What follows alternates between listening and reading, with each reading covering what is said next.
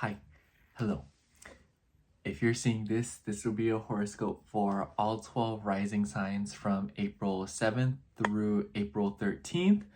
As always, timestamps are in the description box below. Nobody that needs to hear that will ever hear that, unfortunately. So, anyways, if you'd like to inquire about a personal reading or, get in contact with me, you can reach out via email and also check out my Etsy shop, link down below. That's just if you want a personal reading and whatnot. And yeah, everything's just in the description box, Anyways, now with the intro out of the way, I'll see you at your reading. But anyways, for those of you that want to chit chat for a little bit, so I actually feel like I have a lot to talk about. Sorry if you hear any background noise, by the way. There's children outside. But I actually feel like I have a lot to talk about because I literally just got back from being out with my friend. We went to 2 Sephora's because the Sephora sale started, and I have a few things and I would like to do a little haul with you guys because we already know I love me a haul. So we'll get into that in a second if you're interested. But I'm just like in this kind of sad mood, and I don't know how to explain it. It's a good sad because I feel like lately I've been changing a lot, and I feel like I've been changing in areas of my life that I didn't like, but reverting in other areas that I really liked. And it definitely shows through in the way that I've been presenting myself. And I feel like I've been trying to be more feminine, and it's very comfortable. I feel like I go through periods where I'm like more masculine, more feminine, and I feel like that's all of us. But lately I've been leaning more into being feminine, and it's been a very positive experience because I feel like it's allowed me to be more present, and it's allowed me to slow down and to appreciate the smaller things and pretty things. And I feel like being more masculine, it's a little bit easier to lose sight of that or to want to encourage others to enjoy it as opposed to taking it in yourself. And I feel like that's kind of like a roundabout way of saying it, but I feel like I've been noticing habits of my own recently where I realize that there is like a huge flawed perception of what it's like to receive love and beauty in my life. And I feel like that's kind of vague, but the point is, like, on a dating app, like, that's what I've been on. If you guys don't know, I haven't been on, like, it's low-key like an app for other things, if you know what I mean. And but because of that, I just feel like it's been this situation where I feel like I've been learning about myself from a different perspective because I'm trying to take a little bit more of a casual scene, because I feel like every single time I put myself out there to like find like love my life, it like doesn't work and it crashes and burns. Whether it be that like it just crashes and burns, or I literally just like I can't, like, I don't know, like I that's like the best way to say it. And I feel like it's been making me sad lately, and I feel like, in the sense that I feel like we all fear not being loved. I feel like we all fear that. And if you don't, this is not the conversation for you. That's all I had to say. But, I feel like genuinely speaking, we all want to be loved, And I've been thinking about that a lot lately. And I always say to myself that love is grown, not found. So because of that, I feel like I'm trying to spread my wings. I feel like I'm trying to open myself up to what love and intimacy can mean, especially with guys, because literally, I don't know what it is, but I just feel like women are way better at loving, I always say, like, there's no way being, like, do you guys know how much more successful and together my life would be if I had a loving, supportive girlfriend? Like, do you see what I mean? Like, somebody who just, like, asks me how my day went, and not because they want something from me, but just because they're genuinely concerned. And we can tell the difference. We all can tell the difference, okay? I don't know. It's like an Ali Wong joke, if you guys know what I mean. But, yeah, and it's just, like, I feel like it's kind of irritating because I feel like you have to take some pretty At least for me, this is all from my perspective. I know a lot of people like to, not a lot of people, like one or two once in a while, like to get in my comments all up in arms, disagreeing with what I say and trying to go against me. And it's like, this is my experience. This isn't. Anyways, I just like read this comment the other week and she was like, I think you should do this. And I'm like, I wasn't asking for advice. So, sorry, I'm like, I kind of have an attitude right now because it takes like one or two comments to like really irritate me. And sometimes like, because last week this person was commenting, they're like, you need to put timestamps. And I'm like, okay, with that out of the way, let me show you what I got at Sephora because I'm like looking at everything right now and I like really want to show you guys before I kind of keep talking. So I went back today because I had to exchange a highlighter. So I got 7 things. So let me show you what I got. So the first thing I got was this. This is from Rare Beauty. This is Awaken Confidence. It's the body spray. It smells so good. It's really good. I don't know. I don't want to get the box, but it smells kind of citrusy. It smells like flowers. It smells like mango for some reason. I don't know.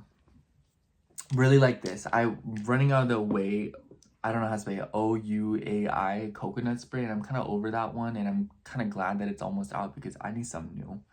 But I wanted to get the other one, the other spray that Selena has, but this is the one that I felt was giving more summer, spring, so I decided to go. Let me spray some right now, actually. It smells so good. Okay. Got that. And then the next thing I got was this.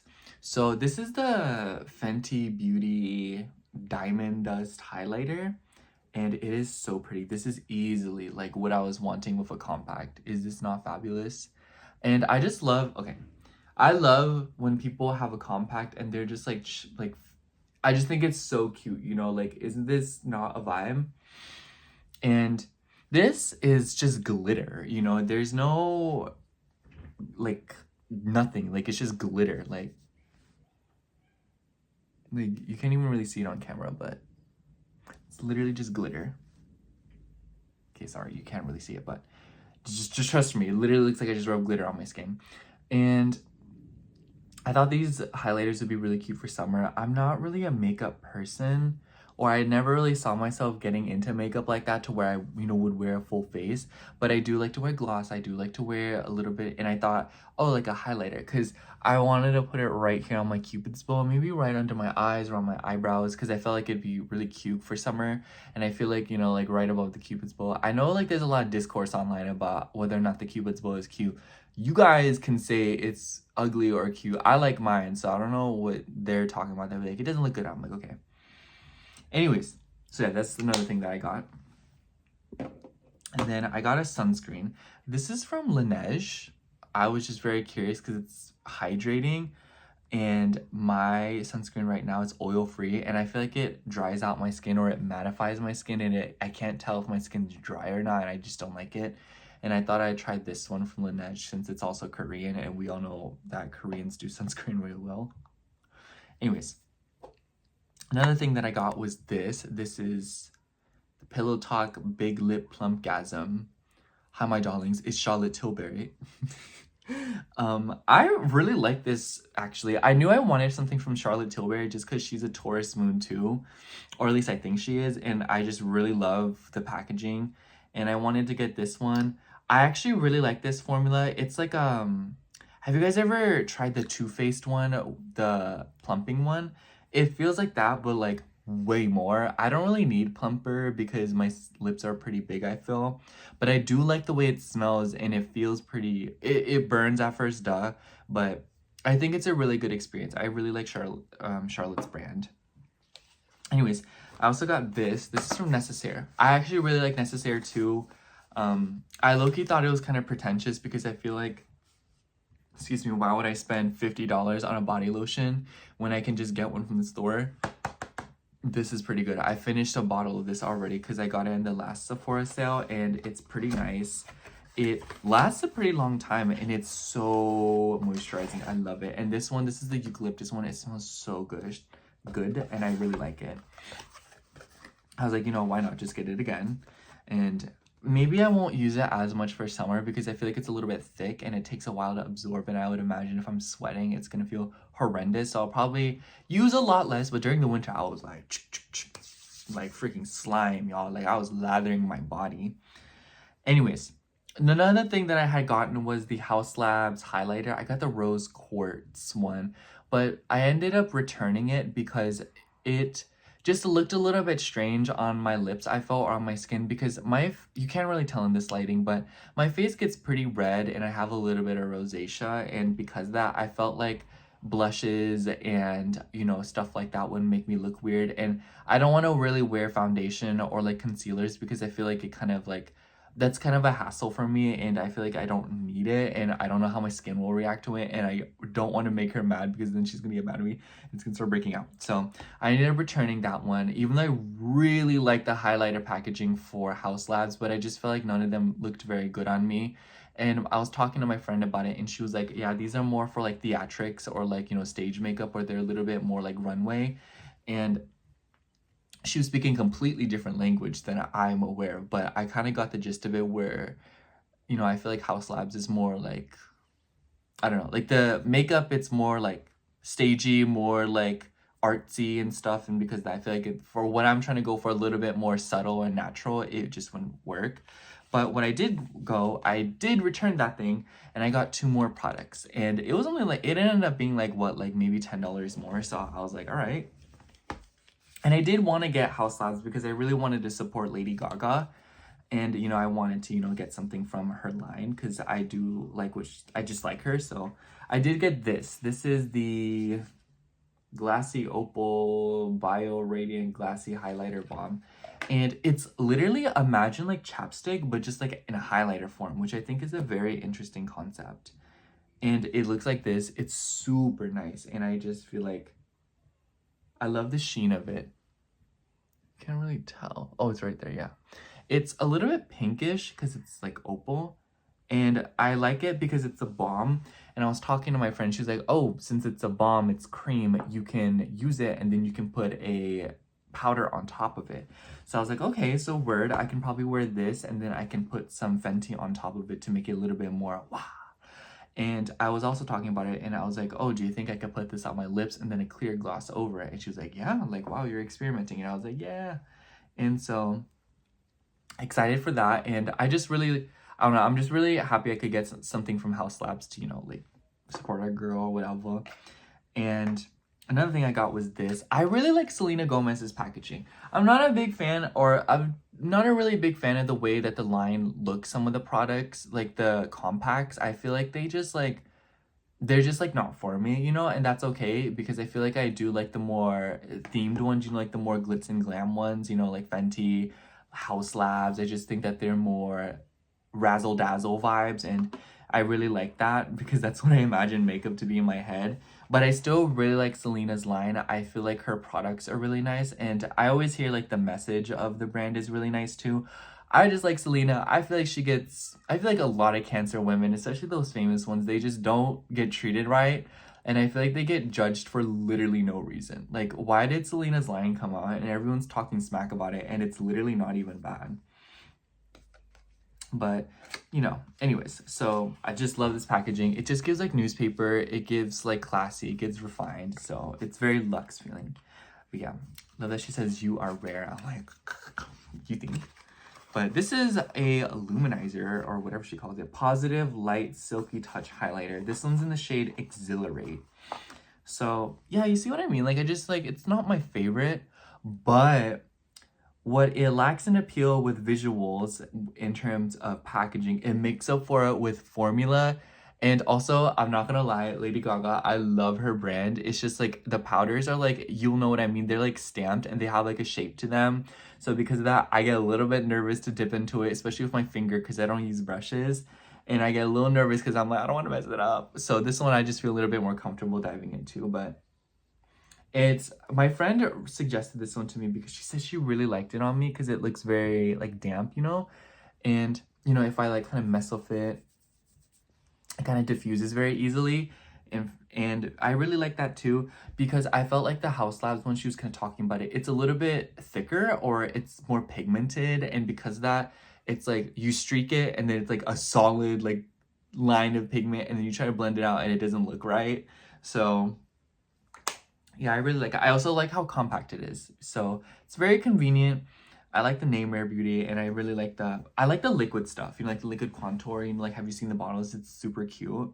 But yeah, that's the haul. I also got one of those Touchline hand sanitizer, but it's in the car. I got the blue sandalwood scent because that one's my favorite, but I left it in the car because I just keep a hand sanitizer in my car because I'm this, don't we all? Anyways, so that concludes the haul, and I'm really excited. Honestly, you guys, can I be honest? Okay. I just really like the vibes of like getting ready. I see my friend all the time. She's always getting ready, and when she is, you know, she'll be like looking in a mirror. She'll be like, you know, doing this and stuff. And I don't know, like it's just something about it that feels so like cute, you know, like putting intentions. And I feel like, you know, you want to look your best. And okay, I don't want you guys to hear on me about this either, but I imagine myself like being in a relationship. One thing that I really like being in a relationship is I genuinely do love the feeling of looking good for a purpose, you know, like looking good for another person. And granted, I like to look good for myself. You know, I like to be done up at all times. Like if I leave this establishment, I'm going to be done up and I'm going to make sure I look my best. For me, you know, like I'm a look good, feel good kind of person. It's just like something about like being with someone who's like, wow, like you look amazing, and then I'm like, yeah, like, you know, whatever. And it's just like someone who's like like attention to detail, and they're like, oh my gosh, like you look so good. I'm like, yeah, I know, you know. And it's just like I feel like I've been in a lot of relationships where guys would be like, or like people, you know, they're like, oh, like where are you going looking so good? And I'm like, for me and you, like, who do you think? Do you know? Like, I'm like, if I wanted to cheat on you, I would. You know, like, if I wanted to do that, I would just go do it. Okay? Do you think, you know, we live in this world now where I can do whatever the hell I want. So I don't know. Sorry, y'all. Like, that just, like, pisses me off. Like, don't you guys just hate that in, like, a dude? Like, someone who's just, like, jealous and rude and nasty for no reason. Like, why do they want to be with a baddie if they can't handle being with a baddie? Like, get out of here, ew. But yeah, that's my whole rant about that. But I feel so much better doing this haul. I was kind of sad, but then I was like, you know what, y'all, like, this is a vibe. But yeah, that was the haul, and I'm very excited, and I feel like I hope you guys like the haul. But anyways, this is going on for 17 minutes. I'll let you go to your horoscope now. So I'll see you at your horoscope. Thank you for listening, and I hope you like the haul. I love you. All right, starting out with Sagittarius rising. So hello, Sagittarius rising. If you are seeing this, this will be your horoscope for April 7th through April 13th. And honestly, Sagittarius, this is probably going to be it might just kind of feel like one of those weeks where you're going, and then there's like a sudden bump in the road, because I think that the beginning of the week will be a little bit easier on you than other signs, because we will see the moon start out in Leo. And so with the trining your ascendant, of course, it's going to start off in opposition to Pluto. So the day that you're seeing this on Sunday, you know, or when I'm uploading this, it might kind of feel like you're a little bit all over the place with like driving your car, moving around, communicating with people, talking to people, trying to learn things, overthinking. But after that, as the week kind of actually kicks off and we get to the 7th, the moon will be trining your ascendant, and it will be forming what is that? Do you see this mess right here? Anyways, the moon will start forming a grand fire trine in your chart. So especially if you are like, the first 10 degrees of Sagittarius, I feel like you might feel a little bit more spark in the air. You might feel a little bit more heat, a little bit more like hot and heavy. And you know, you're the only fire sign that will experience a grand fire trine. So I definitely think the beginning of the week is a really good time to start off on passion projects, inspiration, doing things, you know, moving around. Some of you could literally be traveling. I wouldn't be surprised if a lot of you are traveling for fun, or if you are taking a class for fun. Or, I don't know, like Neptune, like swimming classes. For others of you, I totally wouldn't be surprised if this is something about the arts. maybe you are creating, maybe you're remodeling a home situation because Neptune has ties to your 4th house.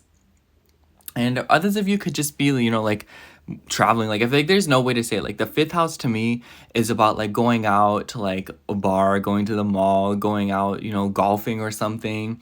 And then, you know, the 9th house is about longer distances. So it could be that you are traveling afar to do something fun. Or for others of you, you could be picking up like hobbies or something. Like, you know, maybe you're trying to get into like piano lessons, or maybe you're trying to get a teacher or something that will teach you something new about a hobby, or getting better at something that you want to do for recreational purposes.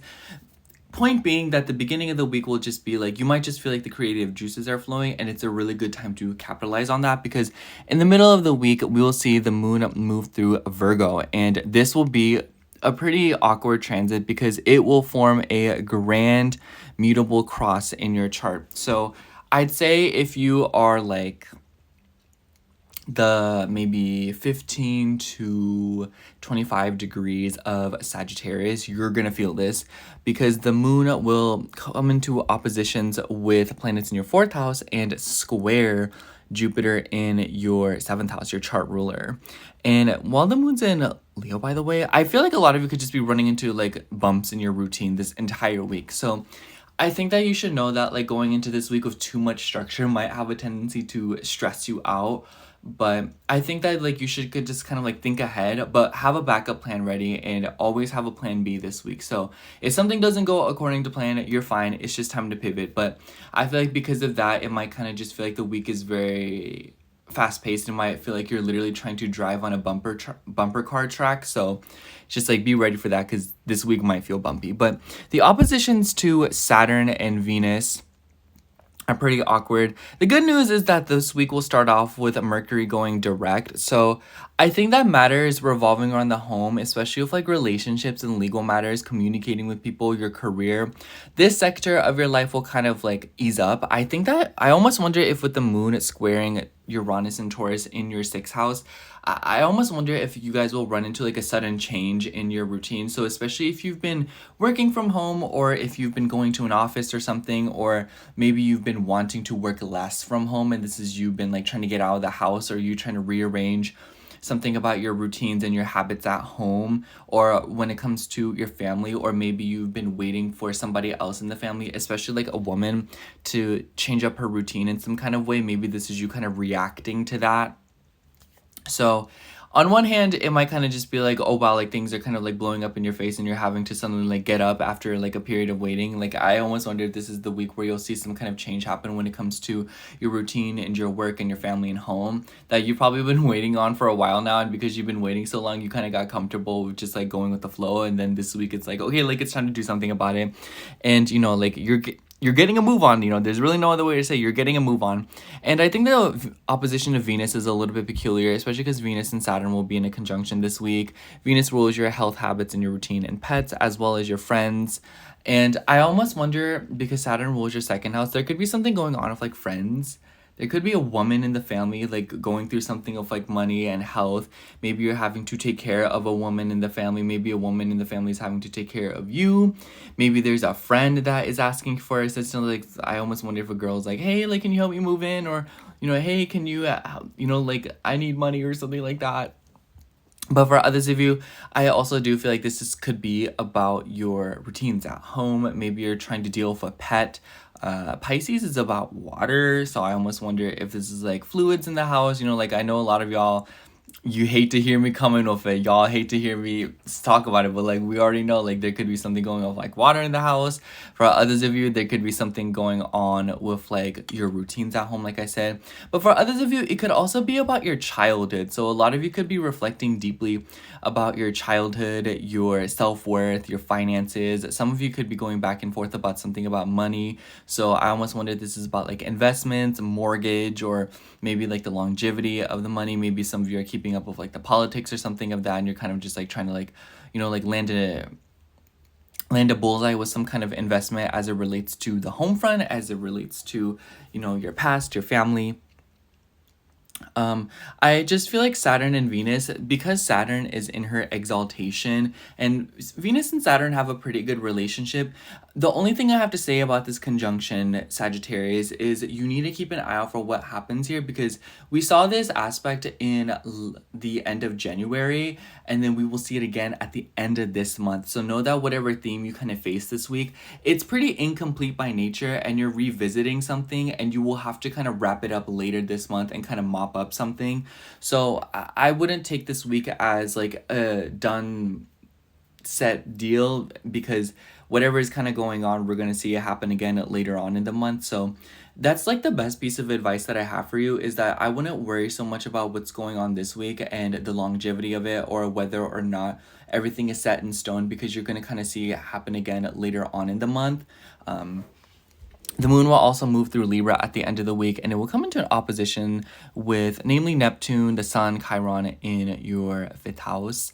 And the sun has rulership over your 9th house. And I kind of feel like a lot of Sag risings right now are doing a lot of healing with their self-worth when it comes to dating, accepting love, being more creative, making more time to enjoy yourself, making more time to have fun, to play, to have leisure, you know, to relax a little bit. Some of y'all could be feeling really drained this week, or some of you could be just feeling like, man, I don't want to do any work. I just want to lay down and I want to dream. I want to go to the park or something. And it's like, I feel like you should really get that out of your system. I feel like you shouldn't deny beauty and, you know, good things this week. I feel like you shouldn't deny wanting to relax or wanting to take some time to set aside to enjoy yourself, because ultimately I feel like whatever is going on this week, it's more of like an update. Like this week will feel like a huge update for you, as opposed to like things are kind of like getting a move on. It's like, oh, like you can do this next, so let's get started on the next phase. And then that's kind of what's going on. Like something that's been going on for a while now is continuing on, whether it be literally more in the material world, like financial stuff and, you know, like working with other people, or whether it be that you are kind of going back and forth with something about more of an emotional matter. Anyways, everyone really liked the tarot pull last week, so I will be pulling another tarot card for the week. So let's see what comes out for you, Sagittarius. But yeah, I feel like this week will definitely kind of get the gears turning, and it will be, you know, like you're finally able to move around, because I think that last week was pretty all over the place. Anyways, let's see what's coming out for you. I like this one. Let's take this one. The card that I get for you is the Devil. I don't know if you can see it. Oh my gosh. Devil. Yeah, you can see it, the Devil. So I definitely feel like this is one of those weeks where you want to be cautious about your obsessions, the things that you get addicted to, your relationships. You know, what are you attached to versus what are you connected to? This is Capricorn energy, so watch out if you are dealing with some Capricorns. It could also be something about, I'm looking at this bird and it's seemingly shackled to this, you know, this devil. So it might kind of feel like there's news being prevented, or you are preventing yourself from receiving good news, or you are preventing yourself from freedom, or it might just kind of feel like you're tied down, or it might feel like you're trying to tie something else down. So this week might feel a little bit rigid, but know that it's an intuitive process, and by letting go of bad habits and unhealthy emotional hygiene behaviors, you're seemingly setting yourself free. This isn't about whether, like, when you feel like other people are more free than you, or when you feel like others are tying you down, you're projecting something that is more related to you tying yourself down, as opposed to, because it's just too convenient to blame other people, as opposed to taking it upon yourself to realize like, hey, maybe I should just release something and move forward, because no one can really tie you down even if they really wanted to. So that's what I have for you, Sagittarius. Thank you so much for watching. I hope the horoscope and the reading resonated, and if it did, make sure to like, comment, and subscribe, and I hope to catch you in next week's horoscope. Bye! Alright, now moving on to Aries rising. So hello, Aries rising. If you are seeing this, this will be your horoscope for April 7th through April 13th. So good news is, Aries, is that this week we will be seeing Mercury station direct right on the 7th. And I honestly really like this for all of us. I feel like Mercury retrograde in Pisces has been horrific. I have not liked this very much at all. It's not my favorite, TBH. But I think that this week will definitely start out a little bit more sensible, and it might kind of just feel like you, like, are finally leaping out of something or getting a move on, because we will see the moon start out in Leo this week. The day that you're seeing this, so like literally the 6th, I know this isn't technically part of the week, you know, we'll see the moon opposing Pluto. So I feel like this week will start out like pretty strange for you when it comes to like friend groups and also like your ego. Be careful this week starting out with like control issues or people trying to like assert dominance over you or like put you down. Like be wary of jealous people this week, just this whole week. Be wary of jealous people, period, Aries. But this week especially, you want to stay away from people who you kind of get like a vibe that like they want to be you. That's all I gotta say about that. But aside from that, the moon will move through Leo and it will trine planets in your ascendant, and it will trine your ascendant, of course. And I really like this for you. I feel like this week will be a lot of healing brought to you by romantic partners.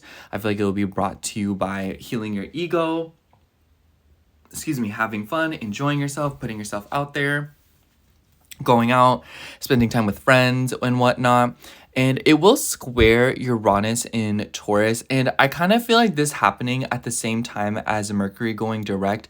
You might be running into like a sudden change because Mercury rules your 3rd house as well as your 6th house. So I almost wonder if this is like a random change within your schedule, and it might be because you're trying to make time to enjoy yourself more or to have more fun or something about like shopping. Like I totally see this as like A plus B equals C. Like I see this as like, oh, you got paid more for something, you're gonna go shopping and then you're gonna like feel happier in the end. You know what I'm saying? Like it feels kind of like that. Like, oh, I got a day off from work, I lost the money, but now I have a day to just like do whatever I want to do. So I'm gonna go out and just walk through a park or something and just like have fun, you know? And so it kind of just seems like there is something this week, and you should take the losses or you should take the sudden changes as something good and an opportunity to fill that space with something else, perhaps something that you've really been wanting to do, as opposed to just kind of like getting like bitter about it, because I kind of just feel like the moon trining your ascendant just shows like there's a lot of time to heal, to enjoy yourself more, to kind of get lost in something, to explore yourself and look at yourself and your life from different perspectives, to not only bring healing to yourself, but also your inner child and your ego. Especially because I feel like the middle of the week / like the beginning of, or like the middle of it / like the second half of the week of it, second half of it will be pretty all over the place, because the moon will be moving through Virgo, and you should pray for your mutable rising, friends, because oh my goodness. Or like if you have like a mutable placement, you'll be feeling this, because when the moon moves through Virgo, it will form oppositions to planets in Pisces. And by the way, like Venus and Saturn will be in a conjunction pretty much all week, and you will be feeling this big time. Venus rules your relationships, your legal matters, and also your money, your values. And being in your 12th house, I could totally see this as like having strange dreams. Saturn rules your 10th house too. So this might be something about your reputation. Some of you could be like getting married. Some of you could be, you know, like giving yourself up to something, you know, like I see like Pisces and like as like a self-sacrifice. I see this as like a vow. But for others of you, I could also see this as like there could be something about your relationships, your values, and, you know, in the 12th house, it could be like, oh, what bad behaviors do you exhibit? You know, what habits do you give into that are unhealthy for your relationships and your self-esteem and the things that you hold dear? And because of Saturn's connections to your 10th house, I almost wonder if this is like career related, you know? So it literally might be like, oh, like what's my life purpose? You know, what do I want to dedicate myself to? Who do I need to be with? And I kind of feel like this could be a lot of you are deciding to choose yourself in some kind of way, or you're going to be given perspectives on where you can choose yourself. And then the moon moving through your 6th house, I could feel like this is something about how do you show up for people, you know? This could also literally be like work stuff. Like there could be a woman that you work with and maybe you're kind of like going back and forth with her about something, or she is like, you know, having a conversation or something. I would just stay away from this person. I totally wouldn't be surprised if this is related to the thing I was talking about, like be wary of jealous people. So there could be a woman who is trying to help you or restrict you. It doesn't really matter what it is. The point is that it might kind of just be something that's a little bit more under the radar. So just keep a lookout for that, and be wary if you feel like people are moving a little bit differently around you, because there's definitely going to be something in the air this week. Even if there really isn't, there's just kind of like this air of like fog this week. So I wouldn't believe everything you see or hear, because the 12th house likes to cast a haze and it can, you know, throw us off. And then this could also be related to your health. Make sure you're getting enough sleep, Aries. Make sure you're getting enough rest. Make sure you are also taking care of your diet, right? Because Venus rules your second house. The second house can be associated with food, and the moon's moving through your sixth house. That's like how we digest. So be wary of your diet this week, especially with like liquids and how you consume that with food. Especially if you drink or if you do substances and stuff like that. Like, just be wary of like the combinations of foods that you eat and like what you mix it with, because things might not sit well. So I would just be wary of that, and just be wary of how your health is going, because it might kind of just be like this week is centered around your well-being and your health, and you're kind of like having to go back to the drawing board in some way, or you're going back and forth. Because I noticed like Aries placements have been like dealing with a lot of changes with their health, so this, you could be absolutely no exception. So, you know, just make sure you're getting plenty of rest, and just kind of like watch your eating patterns. At the end of the week, we will see, oh, by the way, the moon will form this T-square with Jupiter. So something about like moving around, like I almost wonder if some of you are like seeing the doctor, you know, like the gynecologist, or others of you know could be seeing like a dietitian, maybe a food nutritionist, maybe you are seeing like a, I almost wonder if like the moon in the sixth house, like maybe some of you are seeing a vet, maybe this is even about you, maybe this is about like an animal. The point is like you could be consulting someone this week. Others of you could just be like driving. It's like the middle of the week will definitely feel pretty busy for you, Aries. And then at the end of the week, the moon will move through Libra, and it will oppose your ascendant and oppose planets in your ascendant. I would definitely watch out for the tail end of this week, because you might run into some tiffs within your relationships, because the moon will be in a Venus ruled sign. Venus will be coming out of a conjunction with Saturn. So it might kind of be like, watch out for your bad habits in your relationships. Watch out for bad habits going on with your work relationships. Others of you could just be picking up a lot of responsibilities at work too. Like, are you doing too much to where like your body's starting to like, you know, like pay a toll? And, you know, it could just be that like you're changing your values and your perspectives on different things. But honestly, Aries, I feel like there's no one size fits all to kind of describe what this week is like for you. I kind of just feel like a lot of you are doing a lot of rearranging through your deeper emotional fabrics, and it's manifesting in your day-to-day life. And this is kind of like a moment where it's like either A, you can confront the problem and like literally dive headfirst into the trenches to kind of see what's going on in your subconscious. But for others of you, you know, for those of you that maybe don't know how to do that or just don't feel like doing that, it starts with your day-to-day routines and the little things that you do for yourself, and, you know, balancing out how you show up for yourself versus how you show up for others, because I kind of feel like there could be a tendency to overextend to people. But I feel like this week there's like a huge emphasis on your health and your regimens, and it seems like you're trying to learn something this week, or you're trying to consult somebody, and you're kind of just like running around for some kind of solution. So definitely a lot of movement. Anyways, a lot of people really like the tarot pulls, so I'll pull another tarot card this week. Unfortunately, in this lighting, you can't really see the tarot card, so I'll just have to like kind of like poorly show you. But sorry, someone just like ran past the window. That was scary. Anyways, let's see. This one's sticking out to me. For you, we have the Empress. Ooh, what a nice card.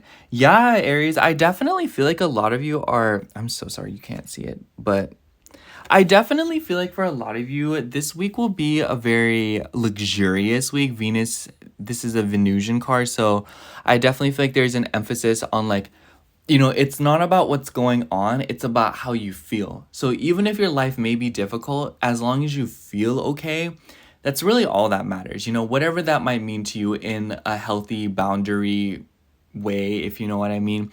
A lot of you could also be going back and forth with a mother. The Empress is the mother in my eyes. You know, you could be dealing with a Taurus or a Libra, literally. But I also feel like this could be finding balance and enjoying yourself and finding pleasure and finally taking the time to pick the fruits of your labor. You will reap what you sow. Anyways, that's all I have for you, Aries. Thank you so much for watching. I hope the horoscope resonated, and if it did, make sure to like, comment, and subscribe, and I hope to catch you in next week's horoscope. Bye! Alright, now moving on to Taurus. So, hello, Taurus rising If you are seeing this, this will be your horoscope for April 7th through April 13th. Good news, Taurus. So Mercury will finally be stationing direct right on the 7th too. What a great way to start off the week.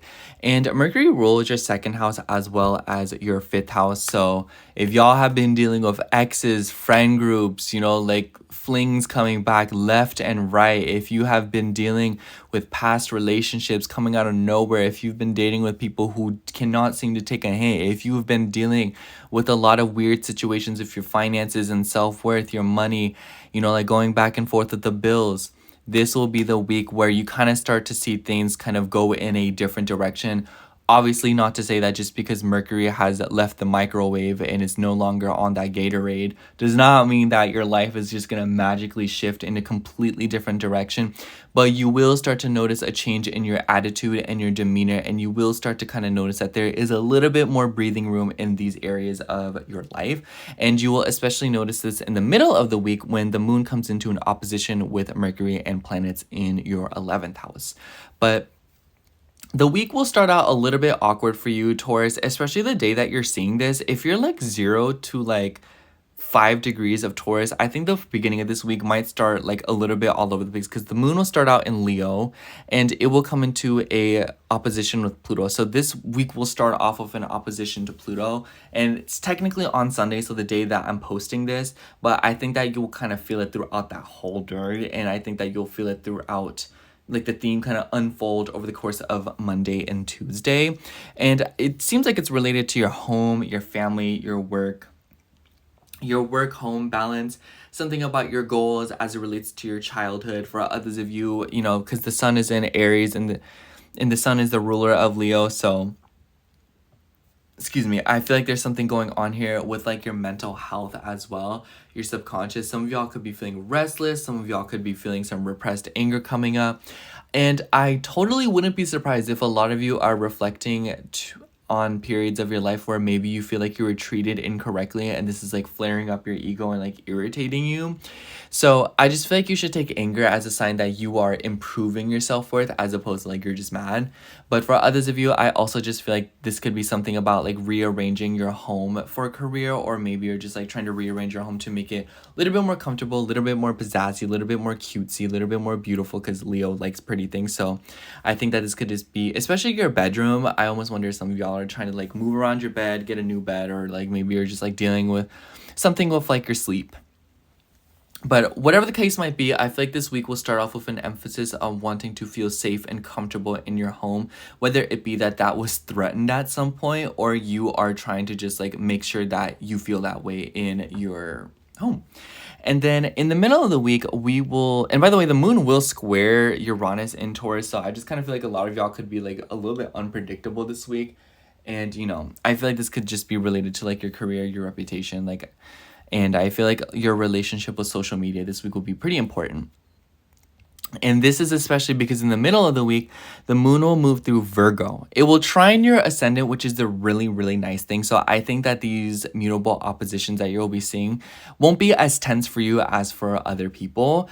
And the moon will square Jupiter. So we have like sort of like this T-square going on in the sky. And so I kind of feel like there's something going on here with like your self-esteem, your money as it relates to your romantic relationships, your casual situationships, and also your friend groups, and especially like with social media. So it might be that like these people are kind of coming left and right through social media, or it might be that friends are admitting feelings to you. I totally wouldn't be surprised if something like that is happening where friends like, I've been in love with you for years. Or it could also be that you are going back and forth with a friend about something, but it could be about money. I would honestly think that because Jupiter is in the second house, I kind of feel like there's something going on here with like your values and like your beliefs. And the 11th house is like about politics. It's about, you know, like bigger themes, you know, like humanitarian things, philanthropy. So I wouldn't be surprised if some of you are getting into tiffs with friends or groups of people or something when it comes to like beliefs and perspectives on different things. And it might not even be that you're literally going back and forth with people, but it just might be that you see things this week throughout it that kind of like challenge your beliefs and your perspectives in some regard of your life. So I would just kind of keep your eyes peeled for that, because I kind of feel like this could be something that really challenges you to grow and learn something new. So this week, what I have to say is don't dig your heels down. Don't be afraid to be a little bit open-minded. Just because you don't like something doesn't mean that it can harm you. It just does not hurt to gain a different perspective. And, you know, your chart ruler is involved in this, and your chart ruler will be in a conjunction to Saturn pretty much all week. So you're definitely feeling this, and Venus rules your 6th house. So I wouldn't be surprised if some of y'all are like, maybe this is like a work situation, especially like a woman or a friend. We saw this conjunction back in early late January, and we will see this conjunction again later on in the month. So this month. And so I kind of just feel like this week, Taurus, because you are ruled by Venus, whatever is going on, it's not necessarily completed. It's like a work in progress, and it seems to be related to your work. It seems to be related to your routines, your health, your animals, and your relationships and coworkers, especially if you do work with like a woman, and maybe there's something going on with like long distance matters. Like maybe you're getting a woman who lives very far away that's coming into work, or like maybe you're like trying to get a mentor, or maybe you're trying to work, maybe there's like you're trying to work around your routine because a female friend is visiting from very far away, and you're like, oh my gosh, like can, you know, like, or you're traveling to go see someone, you're like, oh my gosh, can someone like water my plants, or like, you know, take care of my cat while I'm gone. For others of you, this could just be like, oh, a woman's coming in to see you, and this is you kind of like, oh, let me do something about that. For others of you, I almost wonder if you're joining a group, or you're trying to get with a group of people to learn something, or maybe you're trying to like go to like a higher education. So some of you could be going back and forth of like groups and stuff as it relates to college.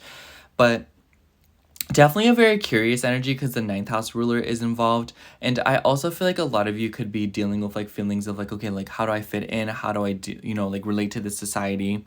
And then the moon will move through Libra at the end of the week, and I really like the end of the week for you, Taurus. I don't really like it for some other signs, but for you, because it will oppose planets in your 12th house, I feel like the end of the week is basically saying, you know, like take care of your routine and you will feel good. The more structure, the more health oriented you are, and the more you focus on getting plenty of sleep and taking care of yourself and bringing beauty and some kind of form of, you know, niceness into your life, I think the better off you'll be. You could be dealing with a coworker, especially a female one, that is trying to assist you with something. A father could be significant since Saturn is involved. So it could be like a woman and her dad, like maybe you're going back and forth with her about something, maybe like goals, maybe something about like, I don't know, like health routine. It could also be like there's something about like a restriction going on. So some of y'all could be dealing with like restrictions of like a friend or with like a work situation. I also wouldn't be surprised if this is just something about like you're having to like change your routine, and I feel like this week will kind of like frustrate you where it's like, no, I'm used to like working in the morning, now I'm having to work at the night, you know, something like that. But I would just kind of like keep an eye out, because like I said, this is like a temporary situation, and you will kind of see it like unfold, or there will be an opportunity to do something about it later on in the month. But yeah, Taurus, I feel like the best advice that I have for you this week is, even if something makes you uncomfortable, don't hesitate to be curious about it. Because I feel like being a little bit nosy this week could really change your perspective, or at least help you along with something and give you some context that will help you at least understand something. Because I feel like the biggest issue a Taurus can have is like not understanding something. Don't be too stubborn. Anyways, I feel like everyone really liked the tarot pull, so we'll be pulling one more card this week, or another. So let me see what we get for you. It's really hard to see them in this lighting, so sorry. For you, we have, the 9 of Pentacles. I know you can't see it. I'm so sorry. I kind of feel like this could be something about your, like, definitely an investment. Like, I was thinking skincare because the moon's moving through Libra, so some of y'all could be hitting up that Sephora sale, if you know what I'm saying. But for others of you, I definitely feel like with the square to Jupiter from your 5th house and your 2nd house, some of you could be receiving money, some of you could be investing in things, some of you could be shopping. I almost wonder if this is like you going abroad, or someone's coming abroad, maybe you're traveling and stuff, and this is you like spending money. I think that there is an air of purity and slow change coming this week, and it could be related to the things that you are enjoying. Honestly, Taurus, the best piece of advice that I have for you, and this is like the one thing that I really do want you to try. Everything else can like to hell with it, but this, don't be afraid to try something a little bit new, like a little something, you know, like change up your coffee order, change up the food that you get, change up your order at like a restaurant or something, or like, you know, maybe try like a new skincare product or change, you know, like, you know what I'm saying? Like just some kind of new form of beauty in your life. You could be pleasantly surprised by the nice things that you run into, and you could be surprised by the sheer amount of novelty and excitement that something can bring you if you decide to just change one little thing about your life. You don't have to make any drastic changes, especially if you're feeling stagnant or if you're feeling a little bit down in the dumps. This is a really good week to kind of just like venture out just a little bit, you know, it's risk-free. Anyways, that's what I got for you, Taurus. Thank you so much for watching. I hope the horoscope resonated, and if it did, make sure to like, comment, and subscribe, and I hope to catch you in next week's horoscope. Bye. All right, now moving on to Gemini rising. So hello, Gemini rising. If you are seeing this, this will be your horoscope for April 7th through April 13th. I'm sorry, Gemini. I don't mean to like hype you up or nothing. I don't mean to sound like I'm trying to like make this week sound much better than it actually is. But Mercury will finally be stepping out of the microwave, stop pursuing the Gatorade right on the 7th of the week. And I just have to say, I definitely feel like this week will feel a little bit more concise. It will feel a little bit better. I'm not saying that life is just going to get randomly easier. I'm not saying that, you know, like everything's like okay now, but you will notice a significant shift in your energy, or you will kind of notice a change in your demeanor and attitude, especially when it comes to your parents, authority figures, your career, and your work. And I kind of feel like because the moon will be forming a T-square, a T-square this week, I feel like you'll be noticing significant pressure. Take this as a good or a bad thing. You will see change. You will see something kind of like coming to a boiling point. Anyways, before we kind of get into that, I do want to start out with the moon in Leo, because we will be seeing the moon start out in Leo this week, and it will form an opposition to Pluto. So literally the day that you're seeing this, like on the 7th or 6th, I think we'll see it kind of unfold throughout the 6th and the 7th, but in fact, I think it's like happening like sometime tonight. So anyways, I kind of feel like as the moon moves through Leo, because it's sextiling your ascendant, you'll have like a choice to kind of work with this energy. The reason I like it though is it will trine planets in your 11th house. I see this as like a really pleasant conversation with a friend. Y'all could be, you know, meeting people through social media. Maybe you could be talking to people. The trine to Neptune, be a little bit wary of like getting a little bit too lost in it, if you know what I mean. Some of y'all could be dealing with like confusion or like not understanding when it comes to like social media. But for others of you, I also just feel like this could be something about your like car. Maybe you're moving around, driving around, maybe you're gonna go see a friend, maybe you're, you know, driving really far to see a friend, maybe a friend's traveling to come see you. This could also just be like whatever it might be, Gemini. I feel like this is pretty vague. Just pay attention to what's going on social media in the beginning of the week, because it might kind of just feel like it's a little bit all over the place, and it might kind of just feel like you're moving. I feel like when the moon moves through the 3rd house, it just makes you very chatty, and like you're already a chatty person, and you're already wanting to move around, do things.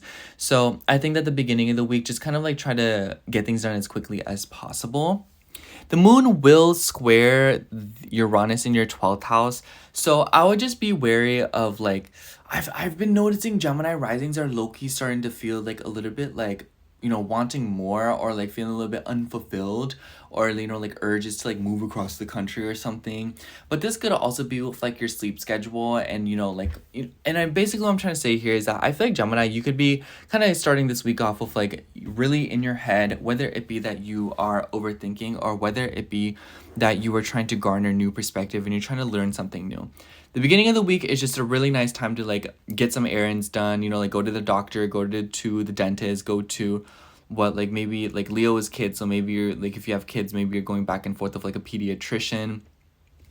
And, you know, if you have any appointments, the beginning of the week is really not a bad time to do that, you know, like running some errands. There might be situations that force you to run errands, and it forces you to kind of like move around, and I wouldn't be surprised if it's like traffic, you know, like you're having to like get something done and maybe you don't want to do it. So just kind of like keep an eye out for stuff like that, and just take your time. And But yeah, I think that when the moon moves through Virgo in the middle of the week though, that energy will be a lot less malleable for you, because this will form a T-square with your ascendant. You know, with Jupiter in your sign. Jupiter rules your 7th house. So all of your angular houses are in some way, shape, or form involved in this. So all the mutable signs, I feel like this week for you will be, especially for you, Gemini, something about career, something about home. I think that because the moon is moving through your 4th house, I think that you will get news about like a home or family situation this week, and it will have an impact on your career, with your work, with authority figures. You know, Venus and Saturn will be doing a little tango in your 10th house this week. Venus rules your 12th house as well as your 5th house. So this could be something about children. I totally wouldn't be surprised if you get news about a pregnancy from someone this week. You know, maybe there's like a woman that's like saying like, oh, I'm pregnant. But because Venus is retrograde, this could be a thing that you've been seeing unfolding already. So if you haven't already been suspecting it, I wouldn't be surprised if it's not really something that like surprises you. It's more of like, if you have been suspecting it, it's something that will kind of like come through, especially since we saw this conjunction back in January, the end of it, and we will see this conjunction again at the end of this month. So whatever happens this week, Gemini, when it comes to like your home, authority figures and parents, and your career, notice that it will come up later again in the month. So the themes that you see kind of unfold in this sector of your life, know that you will see it happen again, or you will see a sort of nudge. So by nature, it will feel very incomplete and very inconclusive, and that's totally fine, because you will have another opportunity later on to kind of wrap things up and kind of like mop up whatever mess might start. And I feel like because Saturn rules your 8th house, it could be around like intimacy, shared resources. So it could be around money. This could literally be about like opening up to people. This could be about having conversations with people. But for others of you, this could be like responsibilities and heaviness with like your childhood, maybe your bad habits that you give into when it comes to, you know, like the things that you learned when you were a little kid. Excuse me. I don't know why I'm so like, I've been like burping a lot throughout this video. Anyways, I think that because also Venus has ties with your 12th house, this is like things you can't really see. So there will be an air of like you go into this week and you might kind of feel like something's off, or like you might kind of just feel like something else is going on. It doesn't have to be like a bad thing. It could just be like, like something's going on and I don't really know what it is. Trust your intuition in this sense, and know that because your chart ruler is now direct, your intuition will be a little bit more on point, and you will have an opportunity to kind of like move forward and kind of get things done. And then the moon will move through Libra at the end of the week, which I really like for you, Gemini. The beginning of the week and the end of the week feel a lot more promising. When the moon's in Libra, you're the only sign that will experience this. Because the moon, especially if you're like 0 to 5 degrees Gemini, it will form a grand air trine in your chart. Definitely like a lot of conversation, and maybe you're like going out, maybe you're meeting people, maybe you're like wanting to suddenly move to like Japan or something. For others of you, this could just be like maybe you're wanting to learn something new. Keep in mind that the moon will oppose planets in your 11th house, so this could be like social media. Some of y'all could be feeling restricted career-wise because of your location. I feel like it comes back to location and like knowledge this week. So honestly, Gemini, really don't hold yourself back and just continue to learn, as opposed to getting frustrated with your circumstances. Don't blame everything on what you have, because ultimately you will be in a different situation later. But there is a point to what's going on right now. And I kind of feel like this week, the big thing is that you take the initiative to learn with the resources that you have now. And as you garner more context, you will unlock the next puzzle, and you will, be able to move on to the next level, if you know what I mean. Anyways, that's the best piece of advice that I have for you, Gemini. I kind of just feel like a lot of Gemini risings are feeling very frustrated and overwhelmed, or you might kind of just feel like there's a lot going on right now. Yes, there is, but it's just kind of like, I kind of said this to one of my friends today, but I was like, I like Gemini risings right now. Like, you're looking at things so up close because things are getting bigger by the minute, but like know that a while from now, like you will be able to see a better perspective on what's kind of what you're dealing with right now. So there is a point, basically. There is a point. Anyways, I feel like the tarot card pull was very well received, so I'll be pulling another tarot card for us this week. Unfortunately, the lighting is so bad, so you probably won't be able to see the card that well. Anyways, let's see. Oh, this card stuck out to me. For you, we have the 6 of Pentacles. Very nice card. I definitely feel like a lot of you could be financially stabilizing this week with your 8th house ruler and your...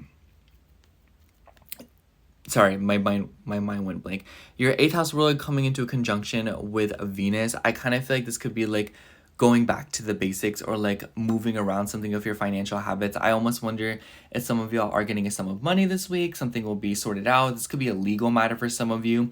But for others of you, I also just feel like this could just be about balance, you know, like give and take. This could be about routine, something about like this week just might kind of feel like, okay, like it, you know, like it makes me think of like two scales. You put like a bunch of stuff on one scale and it like tilts, and then you like decide to put one big thing on the other scale and it like balances out perfectly. I feel like that's what's gonna happen this week.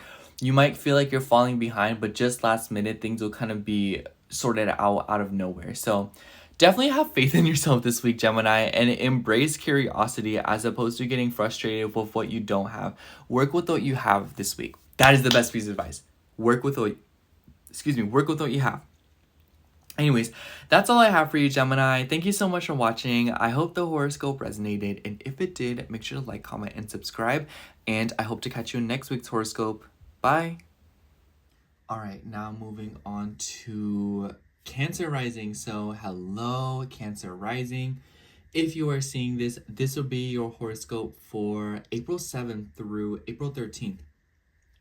Good news, Cancer. So this week we will finally be seeing the Mercury retrograde come to an end right on the 7th. So Mercury is leaving the microwave, y'all. So, you know, Mercury has ties with your 12th house as well as your 3rd house. And I feel like Mercury, like in the 9th house, trining your ascendant. Like, yes, it's still a trine, but I feel like this Mercury retrograde for you has been calamity. Like, I feel like it's literally been like the equivalent of slipping on a banana peel.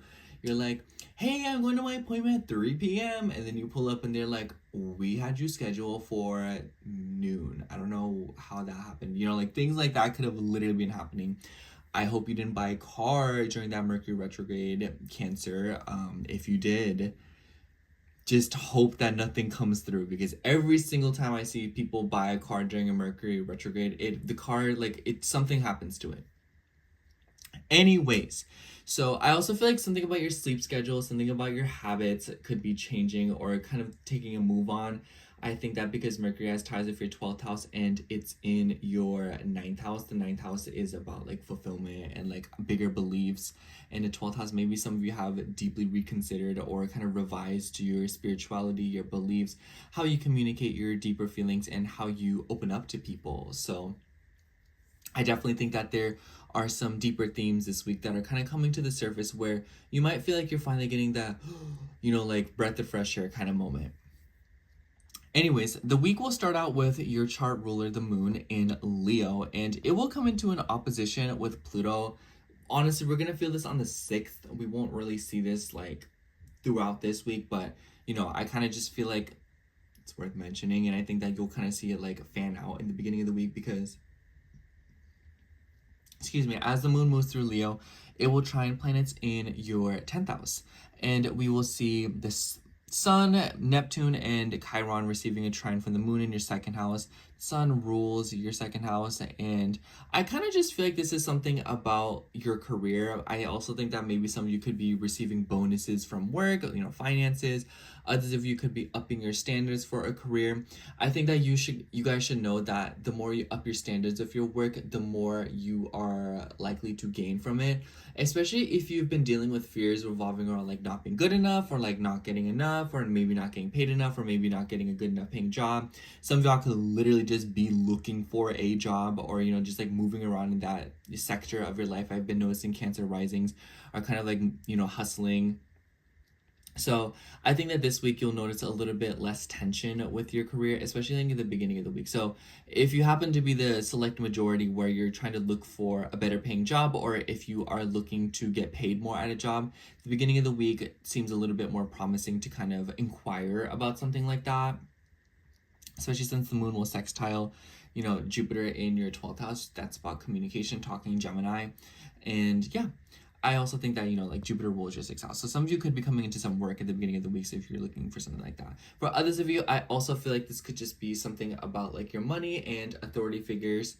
And then the moon will move through Virgo in the middle of the week. And might I say, Cancer, I feel like the middle of the week will be super busy for you. The moon will be sextiling, so it's in your 3rd house, and it is opposing planets in your 9th house. I totally see this as, especially because Venus and Saturn will be conjunct pretty much this whole week. Venus rules your friendships and your social circles, your social media, as well as your 4th house of your home, family, and the past. So especially if you have siblings, I see you going back and forth with them about something this week. It might be related to like moving. It might be related to other family members. It might be related to like social media. Like this could literally just be like you're having a conversation with your sister about something. But for others of you, I wouldn't be surprised if something about like, it could be as minor as like you're calling up your sister to be like, girl, did you see what was going on social media? Or it could be as big as like, you know, you're calling your brother about something about like a legal matter with your dad, you know? So it's like there's really no ceiling to the kind of conversations that you'll be having in the middle of the week, because it could be really casual and really fun bantering. But for others of you, it could be very serious. But the point is that conversations and communication will take a forefront the middle of the week. So be wary of the words that you're saying, and be wary of the words that other people are saying, and be wary of being too impulsive with your communication or a little bit too criticizing. Moon in Virgo has a tendency to be a little bit criticizing of itself, and because you are the moon, you know, take care to not criticize yourself, judge yourself too much, or overthink. You're fine. And Saturn rules your 7th house, so definitely something about your relationships, especially like long distance relationships. So a lot of you could just be like driving around, commuting, you know, like maybe there's like something going on with like a work situation, because the moon will square your 6th house ruler in your 12th house. So make sure you're getting plenty of rest this week, fit in those hours. For others of you, I could just feel like maybe you're having to like, they're like, oh, you know, like you work in this office, you know, you're gonna have to work at this office. You know, obviously for those of you who don't have a job, it doesn't have to be about that. This could be something about your routine and your health. Like maybe you're wanting to garner more knowledge. Maybe you're wanting to learn more in order to improve your health. You know, maybe you're like Googling what is an antioxidant. Maybe you're trying to get a cookbook. Maybe you're trying to get books or something to help you learn something more about living just more healthy. And for others of you, this could be revolving around pets. This could be revolving around school. Your schedule is just going to be probably calamity in the middle of the week, so just kind of pay attention to that. But it'll be a little bit easier for you to work with, since the moon will be sextiling your ascendant, and it will sextile Mars as well. So it's kind of like you're taking action in some regard in your life, and maybe it might be that like this week you're having to have like something put on you, or some kind of responsibility put on you, or it's kind of like you're taking, like you're having to like step forward and like do something like no one else is gonna do it, I'm gonna do it.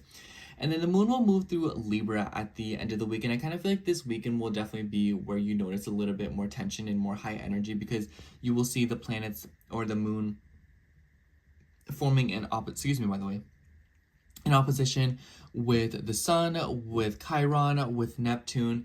And, you know, especially because it will form like a sort of T-square with your ascendant, especially with like Mars. So I feel like there could be a lot of movement this weekend with like your career, with your work. And for others of you, this could be about authority figures. This could be about your home, you know, the moon in Libra. It could be that you're looking for peace, you're looking for beauty. It could be like some of y'all are just trying to redecorate your home. Others of you could be moving far distances because the moon's in Libra, and Libra is ruled by Venus, and Venus is in your 9th house and it's conjunct Saturn. So it might be like, oh, like I'm gonna move very far away to move in with a partner, or oh, my partner's moving very far away to move in with me, or like, oh, I want to go to school, but in order to go to school, I have to move very far away to go for that. For others of you, this could be something about your beliefs. It could be revolving around your family, like maybe your family's challenging your beliefs and you're having to like change your perspectives on something and your philosophies. And, you know, for others of you, it could just be like you're looking at like apartments like across the seas and stuff like that. You know, there's really no ceiling to it, but I definitely feel like a lot of Cancer risings have been kind of like a little bit feeling a little bit like, I don't know about like their living situation. So I think that you will kind of notice a little bit more energy surrounding this sector of your life this week. So notice that we will see this Venus and Saturn conjunction again. We saw it at the end of January, and we will see it again at the end of this month. So whatever energy as it relates to like your home, your friend groups, and your educational paths, and like your philosophies, your beliefs, but also long distance traveling and stuff, you will see this theme kind of unfold again at the end of the month. And just know that if there's something about this area of your life that kind of feels a little bit unsure, it will unfold again later on, and there will be more opportunities to kind of sort it out. I think that this week is presenting you like, okay, like this is what you're in for, so be prepared. And Venus and Saturn have a good relationship, and Venus is in her exaltation, so the energy won't be as tense as one might think it will be. It's still going to be annoying, but I don't think it will be as bad. Anyways, we will pull another tarot card because I feel like it was really well received last week, so we're going to see what we get for you. I will also say this lighting is horrible for trying to see the card, so I'm so sorry you won't be able to see the card that well. Oh, this one caught my eye. Let's take this one. For you, oh, we also got the Six of Pentacles. Gemini got this one too. So this week is definitely about balance. And I feel like for you, balance is a little bit different. And I think that because we see the moon start out in Leo this week, I feel like a lot of you could be receiving some kind of like fairness or something like coming back to you financially. So I see this as like, oh, like if you deserve a refund for something, or if you deserve like payback for like an investment, or if you deserve a better paying job. For others of you, I could also see this as like establishing balance in the material world. You know, like maybe you're establishing balance with like your health, with your routines, giving and taking. What you have given out to others is being refunded to you, given back to you. This doesn't even have to be just about money. I think that this week for you, you'll notice that things are kind of coming back to you for good deeds that you have done in the past. And I think that fairness will be reestablished in some way, shape, or form. And if there was anything that you deemed as like unfair, or even like, I don't know why I want to say this word, like unconstitutional, I think that you will see it kind of come back to you. Some of you could literally be dealing with legal matters. And I wouldn't be surprised if it's related to like home and like mortgages and stuff like that, and like family. But anyways, that's all I have for you, Cancer. Thank you so much for watching. I hope the horoscope resonated. And if it did, make sure to like, comment, and subscribe. And I hope to catch you in next week's horoscope. Bye. All right, now moving on to Leo rising. So hello, Leo rising. If you are seeing this, this will be your horoscope for April 7th through April 13th. Honestly, Leo, I feel like this is a pretty important week for you because we will see the moon start out in your sign. So I kind of feel like it will be all eyes on you. But good news, we will finally see Mercury get out of the microwave in your 8th house right on the 7th. So Mercury rules your friend groups, your social circles, as well as your finances, your money. I heavily feel like a lot of Leo risings have been going through something with like their finances and like their self-worth, and like emotionally relating to people, especially like social circles or like people on the internet.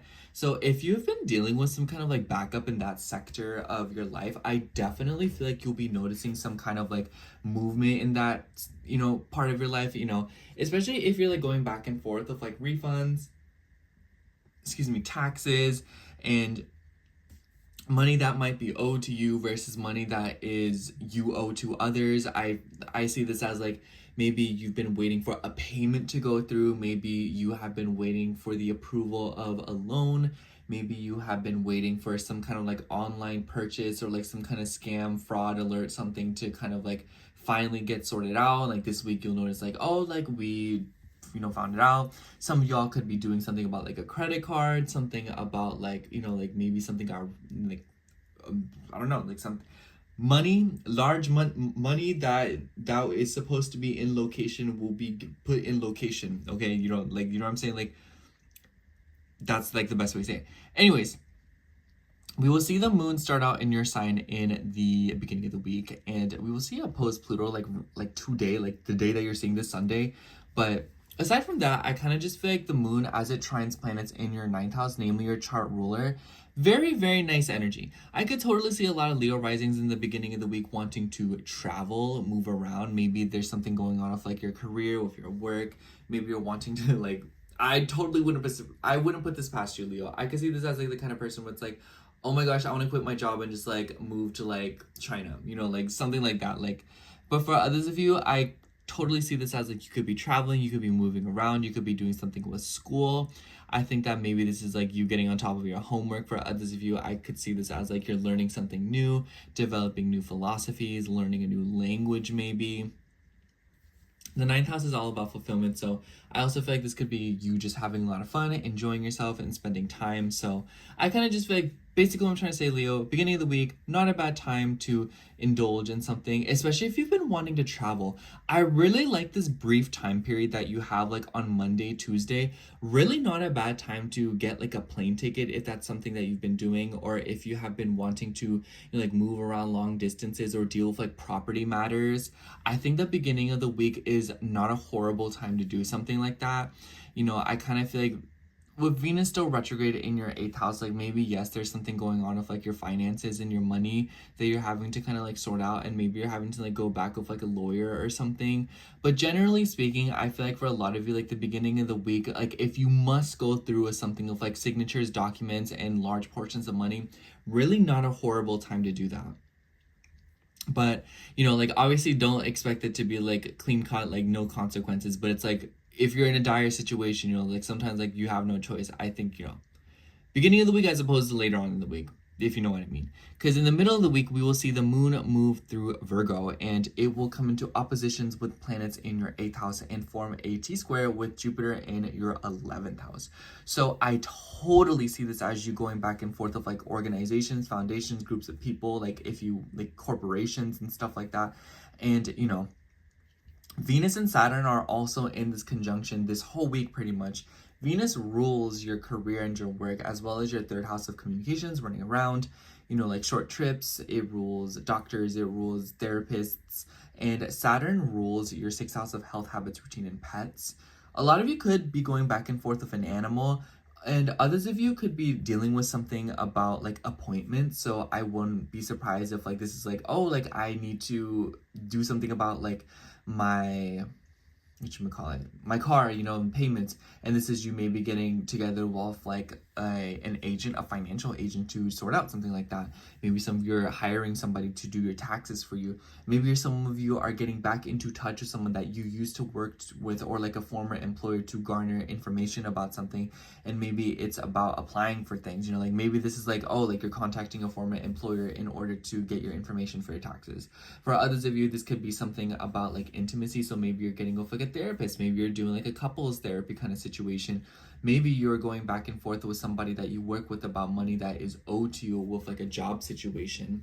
I've been noticing that with some Leos where they're owed something by their job. For others of you, I also feel like this could be something about your payment regarding a job. Maybe some of you are going back and forth of like a legal matter or something, and like about money that needs to be refunded to you. So I heavily feel like there's like a lot of financial things for Leos this week, and obviously that's not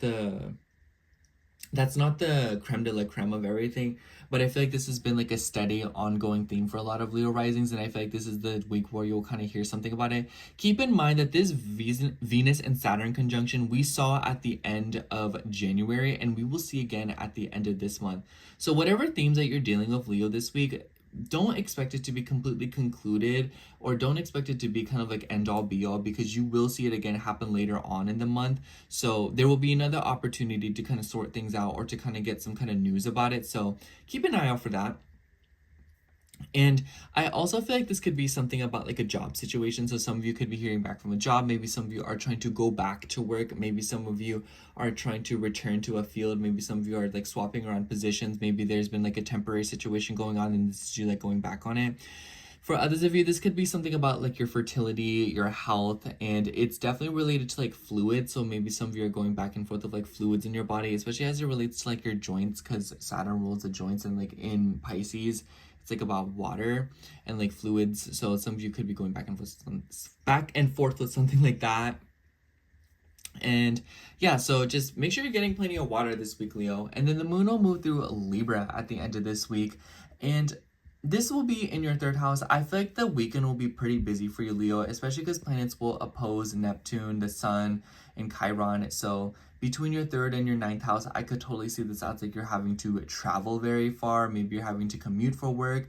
Maybe some of you are going back and forth of like legal matters regarding property. Maybe some of you are going back and forth of like conflicts. Oh my gosh, the end of this week is really not a good time to apply for things. It's not a good time to get into conversations with people, especially heated ones. It's not a good time to, you know, like be passive aggressive. It's not a very good time to, you know, just like make important appointments, because it might feel like it piles up out of nowhere. Just because Mercury is no longer after the Gatorade does not mean you should be all over it, okay? So this weekend, not a good time. Beginning of the week, very good time to have important conversations and kind of like talk to people, sort things out. End of the week, no. I would not do it. I also would not buy a car this weekend. I would not sign away large portions of money. I would not try to schedule anything. It just might kind of feel like, because Aries is about war, Libra wants to please, so it might kind of just feel like, oh, I don't want to anger them, but I'm just like really upset that this happened, you know, something like that, you know, where you might kind of feel like stuck in the crossfire or something. So just try to take care and sort it out in the beginning of the week as opposed to later on in the week. Aside from that, though, I feel like the end of this week, you might be like running around a lot. So it's not even like conflict will ensue. I just see it as like, oh, you know, like maybe we can hang out this weekend. You know, like you're telling your friend, you're like, hey, like girl, like do you want to spend time together? And then the weekend comes around, you're like, oh, I definitely forgot I have work at 4 p.m. Let me not do all that. So let me rain check and go to work. So something like that can happen. So just be wary of timing and make sure to keep track of like what's going on. Anyways, the tarot reading the tarot pull was very well received last week, so I decided I'll just pull another card for the week. So let's see what we get for you. I'm so sorry, this lighting is so bad, so you can't really see the card. Like this one. For you, we have the Six of Swords. Yeah, I definitely feel like with Mercury stationing direct in your 8th house, like this is literally the definition of moving to calmer waters. So Leo, if you've been dealing with like frustration or like, you know, anger with like money or with like just your emotions in general, it doesn't even have to be around money. It could just be around your thoughts, and it could just be that you are transitioning right now and you're moving away from like a very confusing time of your life, and maybe you're calling it quits in some sector of your life, even if you feel like it's pretty inconclusive, because this is the card after the Five of Swords. So I just kind of feel like this week for a lot of you will be one of those weeks where you are calmly moving away from something, and it might be that things feel a little bit drawn out, but this is for the better because you're being given an opportunity to thoroughly work through emotions and the circumstances at hand to come up with a more long-term solution, and to also cultivate and cater to a more fuller, more whole version of yourself that is more well thought out and inspired. Anyways, that's all I have for you, Leo. Thank you so much for watching. I hope the horoscope resonated, and if it did, make sure to like, comment, and subscribe, and I hope to catch you in next week's horoscope. Bye. All right, now moving on to Virgo rising. So hello, Virgo rising. If you are seeing this, this will be your horoscope for April 7th through April 13th. Above all else, Virgo, the good news is that your chart ruler Mercury will finally be stationing direct and in your 7th house. Mercury also rules your 10th house. I've been noticing you Virgo risings are all over the place with your relationships, trying to get a hold of people, others trying to get a hold of you. And if you've been feeling overwhelmed, or if you've just been feeling like you've bit off way more than you can chew with relationships, legal matters, career situations, I'm fully anticipating that this week will start to kind of pick up and you'll start to feel yourself accelerating energetically. And you might kind of just feel like it's a little bit easier to kind of get back into the flow of things.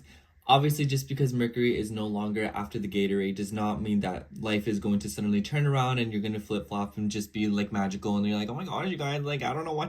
You know, it's not going to be like that, but I do highly anticipate that a lot of Mercurial people will be feeling a little bit more motivated this week. You'll have more gas in the tank. And you know, the beginning of the week, especially because the moon will be moving through Leo, I kind of feel like there's something going on with like your sleep schedule. In the start of the week, you might be feeling drained, especially because the moon will be moving through Leo, trining planets in your 8th house. And this is around the same time that Mercury will be stationing direct, because Mercury will station direct around the 7th. So it seems to be something going on with like your sleep schedule and your ability to emotionally relate to people. I've been noticing a lot of Virgo risings are going, you know, back and forth with that, but this could also be something about like intimacy, feeling close to people, feeling close to yourself. This doesn't just have to be about other people. This could very much be about you and how you see yourself and how you see yourself, you know, like in relations to others. For others of you, this could also be something about like fertility, because the 8th house is about like fertility. So I don't know, like something about that in the beginning of the week, something about that could be very important, and it could be related to like rest. For others of you, I also feel like this could be something about emotional regulation. I feel like the 12th and 8th house could totally be about like your deeper feelings, especially because like Aries and Leo has a tendency to get frustrated. So if you've been dealing with like lack of energy or you've been dealing with too much energy, I would imagine that this is something that kind of gets sorted out. The moon will square Uranus and Taurus from your 9th house. So a square between the 9th and the 12th house kind of gives me this vibe that a lot of you could be dealing with something about your beliefs and your philosophies, but maybe trying to gain a different perspective on your life, TBH.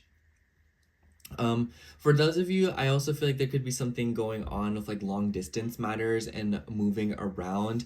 I feel like the 12th house is low-key about like subconscious habits and like who you are by yourself. So I just wouldn't be surprised if a lot of Virgo risings in the start of the week are just wanting to be alone, or maybe you could be spending a lot of time in isolation. You could be feeling lethargic. So this week could be starting off feeling a little bit sluggish. And what I have to say about that is just kind of don't fight it. Don't force yourself to make something or produce when you're not in a state of doing so, because it could really harm you and it could just kind of like destroy your self-worth low-key, especially if your 2nd house ruler in the 7th house. Like, don't overextend yourself for people, and don't, make people feel like, or like don't allow people to make you feel like you have to like kind of like get up and do something. It's just kind of like, I feel like the vibe here is that the beginning of the week might feel a little bit sluggish, and there's really no need to like hate on any slow start. So don't be afraid. I think that when the moon moves into your sign in the middle of the week, you'll start to pick up. I will say though, the moon will come into opposition with Venus, Saturn, the nodes, and also your chart ruler. And Saturn and Venus will be in a conjunction pretty much the entire week. And this will also form like a little bit of a T-square with Jupiter in your 10th. So lots of movement of relationships, especially professional relationships and career matters. Venus rules your 2nd house as well as your 9th house. So I also feel like some of you could be going back and forth with like long distance partners, or maybe some of you could be thinking very big picture with your partners. So I see this as like, oh, like how long am I going to be with my partner? Are we going to last like 5,000 years or whatever? Are we going to be together forever? Or do I just see myself being with them for only like 15 minutes, I could also see this as like, oh, like, do I want to go back to school? Some of you could be literally going back and forth with like documents, applying for school, loans, money, and whatnot. For others of you, I could also see this as like long distance relationships. I definitely feel like romantic relationships will kind of take the forefront for those of you that are in a relationship of that nature, because your 5th house ruler is also involved. For some of you as well, there could be a woman that's pregnant. I totally wouldn't be surprised if it's like an extended family member. So maybe it is a sister-in-law, maybe it's an aunt, maybe it's an uncle, or not uncle. It could be an uncle, but it's like, what I'm saying? Like, I feel like something about children could be involved, where it's like, like a couple is pregnant, because, Saturn is the father as well. So it could be like someone's like being like, oh, hey, like we're having a kid, or, oh, hey, like, and maybe you're having to like travel long distances for that, where you're kind of like, oh, like you're going to a baby shower, you're going to an event, especially since like the 5th house ruler in the 7th house, like the 5th house makes me think of like events and having fun. So maybe because it's a little bit more of a restrictive energy, maybe you're going to an event because you're kind of having to, and maybe it's related to like family. It could really be anything. Some of y'all could be going to a baby shower, others of you could be going to a funeral. Whatever the case might be, I just kind of feel like something about your family and something about your home and extended members as it relates to some kind of change in the heritage is kind of occurring. For others of you, I could also just see this as like there's something going on with like career. Others of you, I kind of just feel like this is like you thinking about your connections, your relationships, who you want to be with.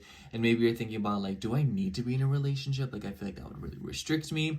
And, if your 2nd house really involved, it could be about like your values. Some of y'all could literally just be in the mood of like, let me get my money up and not my funny up. But I kind of just feel like what's going on this week for a lot of you in the middle of it is when you'll be feeling it the most. So pay attention to your connections, pay attention to how people are communicating with you. I think that now that your chart ruler will be stationing direct, this week will be, there's still like themes where you need to like get a move on, but I also feel like there is this vibe of like, okay, like I know what I need to do, or like I can do this next, and blah, blah, blah, blah, blah, where you're kind of like able to lay out things again and able to kind of work with people around you and communicate more effortlessly. And then at the end of the week, we will be seeing the moon move through Libra, and it will come into oppositions with planets in your 8th house. This weekend's really not a good time to be moving around your finances, Virgo. I think that if you're wanting to make any sorts of purchases, or if you're wanting to spend money, the middle of the week is probably a way better time to do that. But like even then, it's just like a little bit, because Moon in Libra opposing planets in Aries in your 8th house, it kind of gives me like impulsive purchasing. I feel like this could be like wanting to spend money just for the sake of spending money, not because you like actually need something. So, and you know, even if it's not about that, pay attention to urges and pay attention to your impulses, because it could be that they're manifesting one way, but realistically it's just like you want something else. So it's like, do you want to buy something, or do you just want to feel like, you know, rigor? Do you want to feel excitement? Do you want to feel a rush? You know, and where else can you get something like that? So pay attention to that this week, Virgo. I feel like this week you're kind of like intuitively figuring out your relationships and where you place your feelings again. And it might be that this week you're realizing that the places that you have been putting your emotions is not as productive and not as prolific as you thought. So it's kind of time to change that direction in order to change your results and to attract better circumstances and better people that more support you. I also feel like this week you could be like going back and forth with like interviews, talking to people, and trying to like get with others for something. I also feel like some of you could be applying to loans or like applying to like sums of money, and this could be like a week where you're kind of like going back and forth with that. I honestly feel like the 2nd and 8th house oppositions could be something like where you're going back and forth with like tax returns and you like are not getting back as much as you thought, but it's kind of, you know. And we will see this Venus and Saturn conjunction again at the end of this month. So whatever you may be going back and forth with like a woman, with your relationships, with your finances, we saw this at the end of January and we will see that at the end of this month. So it's just kind of like one of those things where it's like, it will be a little bit incomplete and we will see it kind of like pull through again at the end of this month. So basically what I'm trying to say here, Virgo, is as it relates to your self-esteem, money, long distance matters, and educational pursuits, you won't see the last of it. You'll see another opportunity to kind of mop things up at the end of this month. So nothing is set in stone.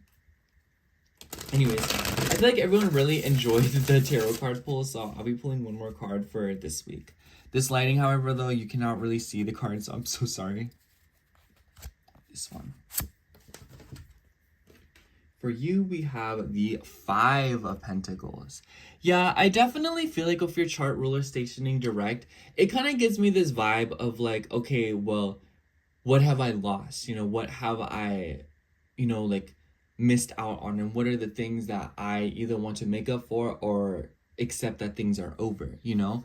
And whether this be about relationships, whether this be about other people, whether this be about career, I kind of just feel like the 5 of Pentacles is about one of those things where it's like you might feel left out or you might kind of feel alone or isolated, but I kind of feel like this is also about your own habits, Virgo. You know, what environments do you decide to place yourself in, and what people do you decide to surround yourself with? And this is like the themes that you'll be seeing throughout this year as the nodes move through your 1st and 7th house. And I feel like this week is a big introduction to that, or like one of the bigger weeks that shows you like, hey, like the people that you choose to surround yourself will be the reason why you feel less or more fulfilled or less or more lonely.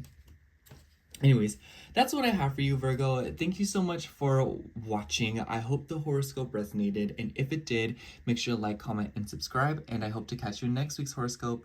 Bye! Alright, now moving on to Libra rising. So hello, Libra rising. If you are seeing this, this will be your horoscope for April 7th through April 13th. I'm not gonna lie, Libra, I feel like every single sign, you are the one that will be dealing with the most heaviness, or you are the sign that will be the most obligated to sort things out.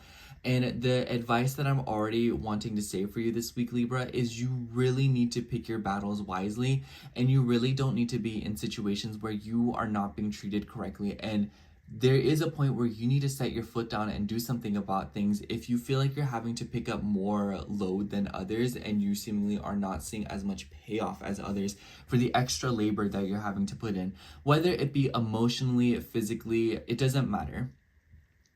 And anyways, before we kind of like dive into why I say all that, the moon will start out in Leo this week, and in your 11th house, trining planets in your 7th house. I definitely think the beginning of the week will be pretty fun, though. I think it'll be the middle of the week, like middle of the week onwards, that where you kind of deal with a little bit of heaviness.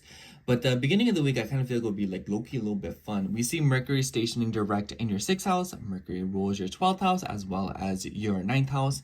So less stress and strain of like your work situations and routines, especially as it relates to like school and long distances. So if you've been like commuting for work, or if you have been kind of like moving around bodies of water for work, I kind of feel like this could be something that's kind of like panning through. Or if you've been dealing with like a lot of flakiness from coworkers as it relates to like distance and getting a hold of people, or if you've also been going back and forth of like property matters of work or something like that, this will be the week where you kind of like see things kind of like work out a little bit more, or where you kind of see things like, okay, like this is what we need to do next. I also feel like this could definitely be something about your health and your routine, you know, getting more sleep, getting more rest, feeling more rested. But this could also just be that like after the retrograde's now over, and like maybe you're coming out of like a very difficult or stressful work routine, and this is you kind of like calming down from that. So I think that this week, in regards to your routine, things will loosen up just a tad bit, not too much, because we still see your chart ruler, you know, dancing with Saturn in this house. So I kind of feel like it's like, yes, this is loosened up a little bit, but I feel like it's still going to be like, there's still more going on. But I think the beginning of the week is not a bad time to do things and get together with people, connect with people, get together with groups, or ask for assistance, because the moon will be moving through your 11th house, trining planets in your 7th. So I see this as like people are willing to assist you, people are wanting to help you, people are wanting to lend you a hand. And I also think that this could be something about like your ego in your relationships. For some of you, you could be dealing with like legal matters, so with like groups of people, so watch out for that. The moon will square Uranus in your 8th house, so I feel like there could be like a lot of surprises through like social media and like intimacy. I just kind of feel like the beginning of the week will present you a surprising moment when it comes to like relating to people on a deeper level, or relating to groups of people on a like deeper level. So whatever the case might be, and whatever I'm trying to say, my point is at the beginning of the week, surprises because of other people and how you connect to them. That is my point. And then the middle of the week is definitely where we will see the most action. And for you, Libra, I feel like you have like a little bit of a tougher time for some reason than Taurus will, because, you know, Venus and Saturn are in the 6th house together, and Venus is your chart ruler. And the 6th house isn't really a favorable place, to be honest. I feel like it's a little bit of a tense house, especially for an aspect like this, because Venus rules your finances, your joint resources, your money, your intimacy, and also your transformation, you know, and Saturn rules your 4th house. So I kind of feel like a lot of you could be going back and forth with something about like a work situation at home. So maybe you like, maybe if you work from home, like this is you like rearranging something for a work situation, or maybe this is something about like a woman that you live with, a woman that you work with, and maybe you're going like, you're trying to like get through to something with her. I've been noticing that like Libra risings have been going through a lot with their work situation, and this week is absolutely no exception. And know that this Venus and Saturn conjunction is something that we saw at the end of January, and it is something that we will see again at the end of this month. So whatever themes are presented to you this week when it comes to like your work, your routine, your health, and also your coworkers and your services and your animals, you will see it kind of come to a head again later on in the month, and it will feel a little bit more conclusive. But because your chart ruler is still retrograde right now, this week might kind of feel like you're still in the thick of it, or it might kind of still feel like a little bit of calamity. Like, yes, you got some news and you are kind of moving forward in some way, shape, or form because Mercury has station direct. But I think that the Venus and Saturn conjunction will definitely present you some kind of like restrictions as it relates to like your routine and work. And it could be because of like your family or something about like a personal situation. But this could also be about like a woman that you work with being like, hey, I'm going through family issues. Like, I can't like reach out to you or anything like that, you know, something like that. You know, like you are Venus and you are retrograde. So you're kind of like going back on something, or you're kind of having to like review something. I almost wonder if you're having to like make a major change at work, you know, like maybe like after working at home for so long, you're actually having to go into an office, or maybe after like, you know, like months of like not doing it, like you're getting back onto like a specific dietary restriction, or maybe you're kind of like changing up your sleep schedule, or maybe you're seeing, you know, like restrictions within the home or something like that. Maybe there's like a woman that is getting sick in the family and you're having to kind of like go back and forth to take care of her, you know, like especially because Saturn, like I've heard, can be like older relatives. So like maybe you're having to take care of like a mother or a grandma or something of that sort. But we will also see the moon in your 12th house opposing this, and it will come into a T-square with Jupiter in Gemini in your 9th house. So this could definitely be about extended family members, but I also feel like this could be about something like long distance. So like maybe you're having to fly out, or maybe there's something going on with like property matters, or maybe you're having to like go back to school, or maybe you're wanting to learn something. Maybe you had to miss out on school because of like a work situation, or vice versa. Like you had to miss out on work because of a school situation, you know, something like that. I also think that because the 12th house is involved, like it's the thing that I have to say about this, Libra, is I feel like I'm spitting a lot of bars right now saying like how difficult this week might be. But the truth of the matter is like it doesn't really matter how hard the week will be, because at the end of the day, whose opinion will really matter is yours. And I think that the moon moving through your 12th house in Virgo, the biggest thing that you need to look out for this week is being kind to yourself. Virgo and 12th house together, like, you can literally criticize yourself into oblivion. You already are like that, Libra, but I feel like this week that will be kind of exacerbated. And it's really important that you don't judge yourself too much, or you don't criticize yourself too much, because you might notice that you kind of like, spiral into that. So Libra, honestly, really take care of yourself this week, and know that your perspective on yourself and how you treat yourself is the most important thing that you will have to deal with this week. It is going to be the most difficult thing to do, but at the same time, the more that you pull through, the more you'll be glad that you come out of this with kindness, because if you don't, you'll notice that like you judge yourself so much to where you literally feel exhausted, and it will start manifesting in your physical body. And you really need to take your time, because I feel like a lot of Libra risings have been like very anxious recently, and like, you know, you guys have been like tossing and turning, and I feel like this is the week where you really need to address that, or you really need to do something about that. Otherwise it will start to cause like repercussions in your physical health. And I think that you'll be able to take some kind of action in it this week, because the moon will move through your sign at the very end of the week, you know, Libra, and it will form a square to Mars in your 10th house and oppose planets in your 7th house. So like, especially if you're like later degrees of Libra, like the third decan, you will notice that you're kind of having to like present some healing, and, you know, with authority figures, with relationships with other people, and how you relate to them, your connections, your professional relationships. Nice thing is the moon will trine, you know, Jupiter in your 9th house. So it's all about perspective. This weekend will be a pretty important weekend for you. Pay attention to it and keep track of how you are relating to other people, and take care to set boundaries. With your 12th and 6th house being activated, and with your chart ruler retrograde in one of them, it's very easy to get lost in yourself, and it's very easy to overextend in areas of your life where other people can simply pick up their slack, and you really don't need to push yourself as hard as you are probably pushing yourself right now, Libra. Anyways, the tarot pull was really well received last week, so I'll be pulling you another tarot card. But honestly, Libra, I kind of just feel like this is one of those weeks where it's like, you're kind of realizing that it's like either A, you pump the brakes a little bit, or B, like, you know where things are going, because you're going to see this aspect come again soon between Venus and Saturn. And I kind of feel like you might kind of just feel like you have your hands and arms tied right now, but know that above all else, it's about your perspective on yourself. Nothing else matters. You won't be able to see the card that well in this lighting. I'm so sorry. This one sticks out to me. We have the 7 of Swords.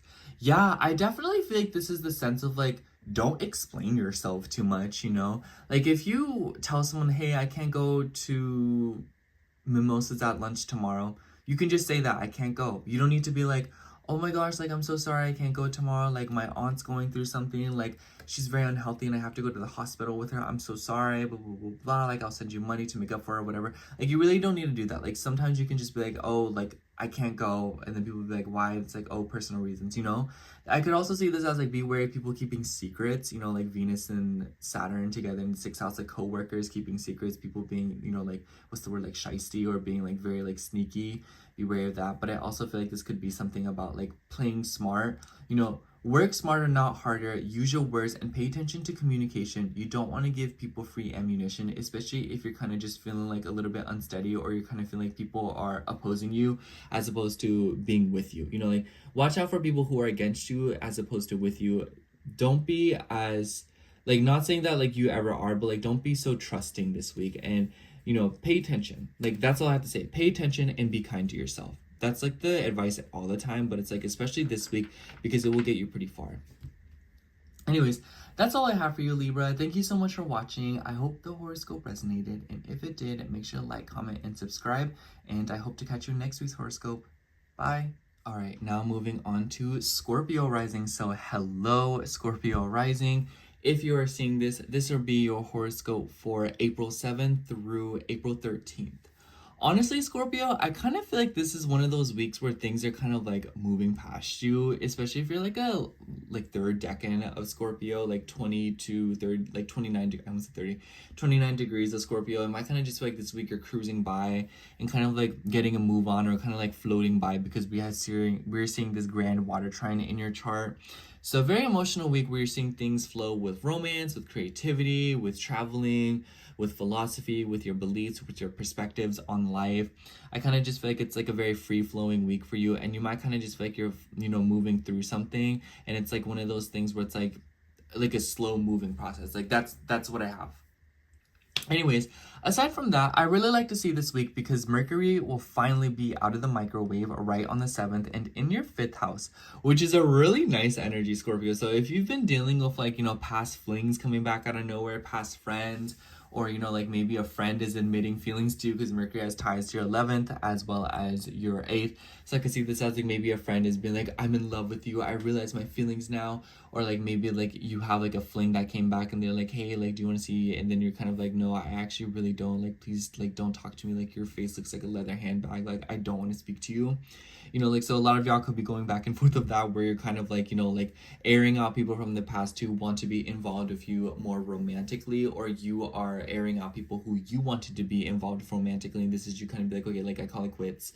But Mercury also stationing direct in the 5th house, I also could see this as like maybe you're being more creative, especially if you've been like developing or daydreaming schemes and ideas up to be more creative or to express yourself more or to develop your ego a little bit more.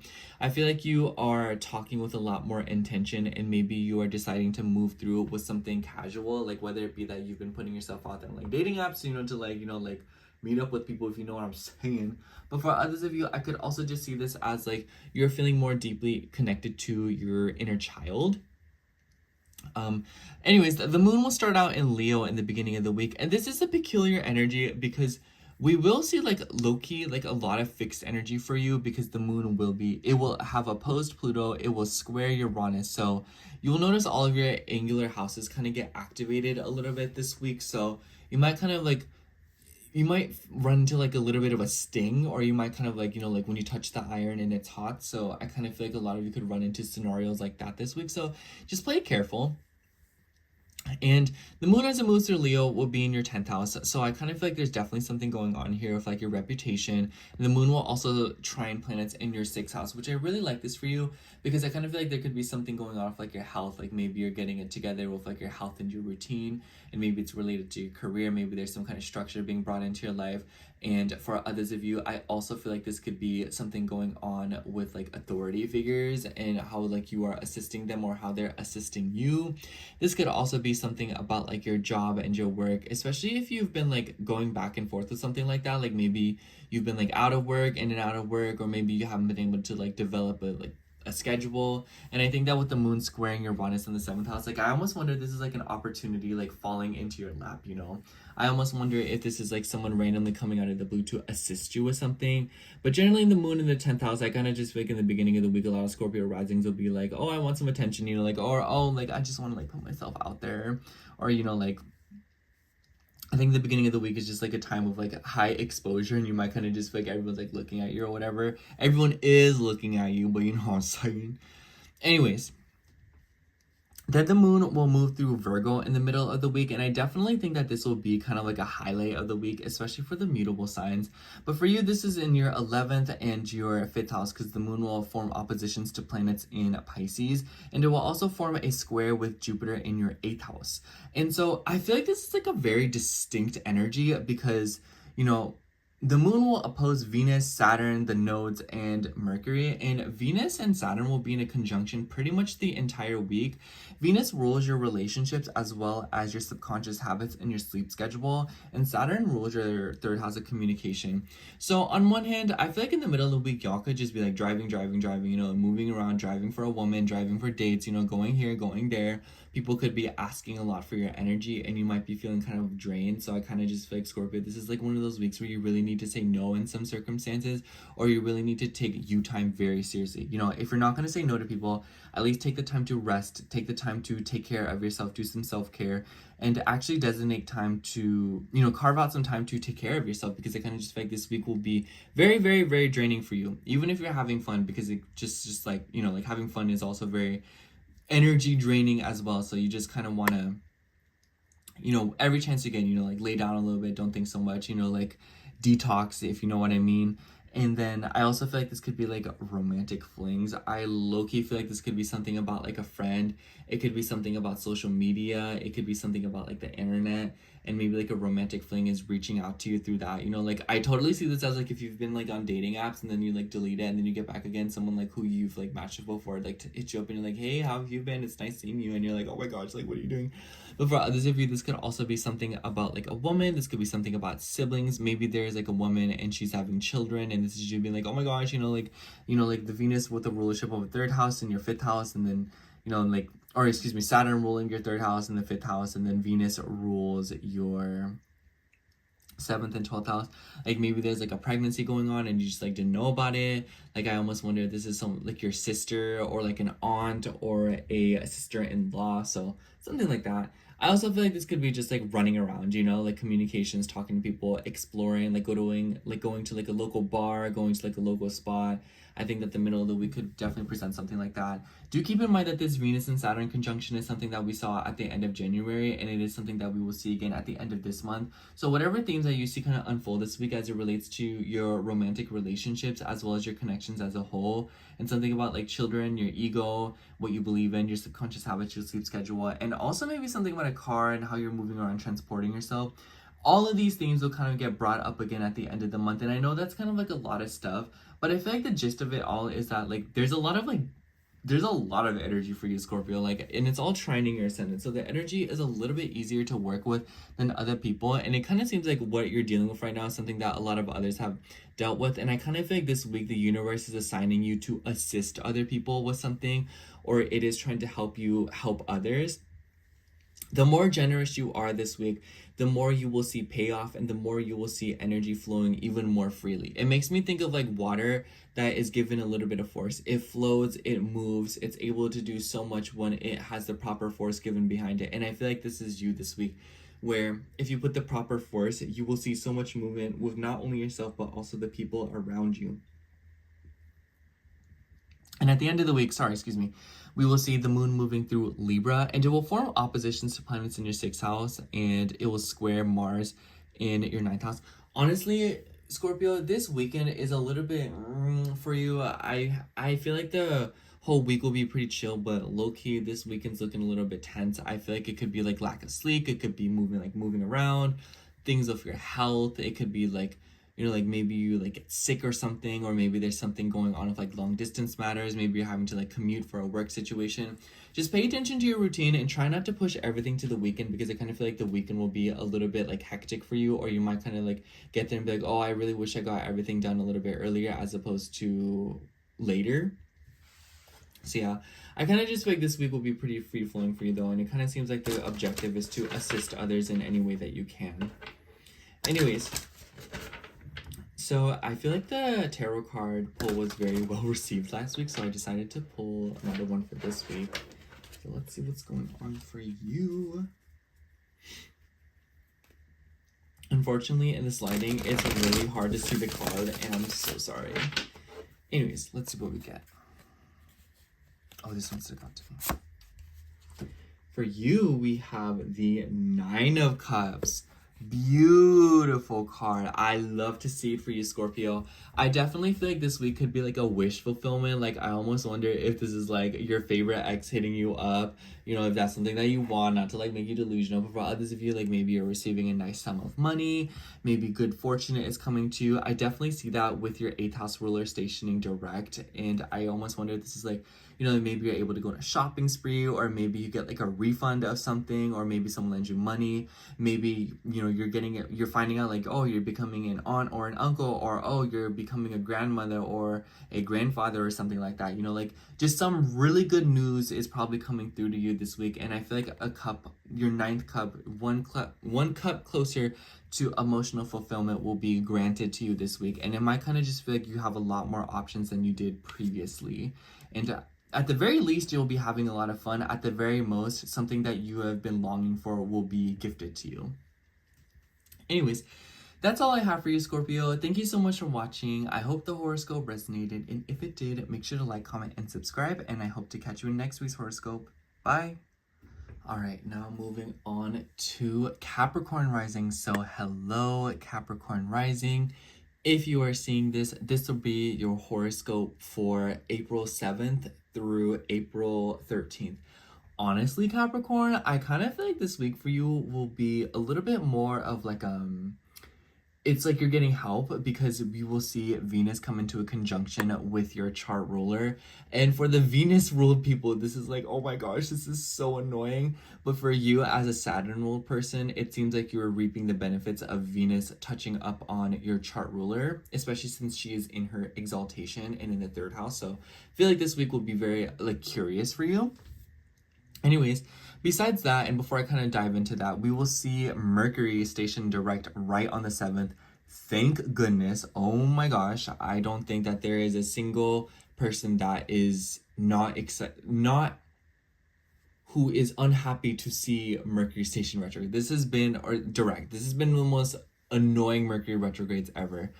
Anyways, so Mercury is in your third house going direct, and which is just that alone. I feel like this past few weeks has been really annoying for you, Capricorn, especially if you're going back and forth with people about like communications, interviews, getting a hold of people, talking.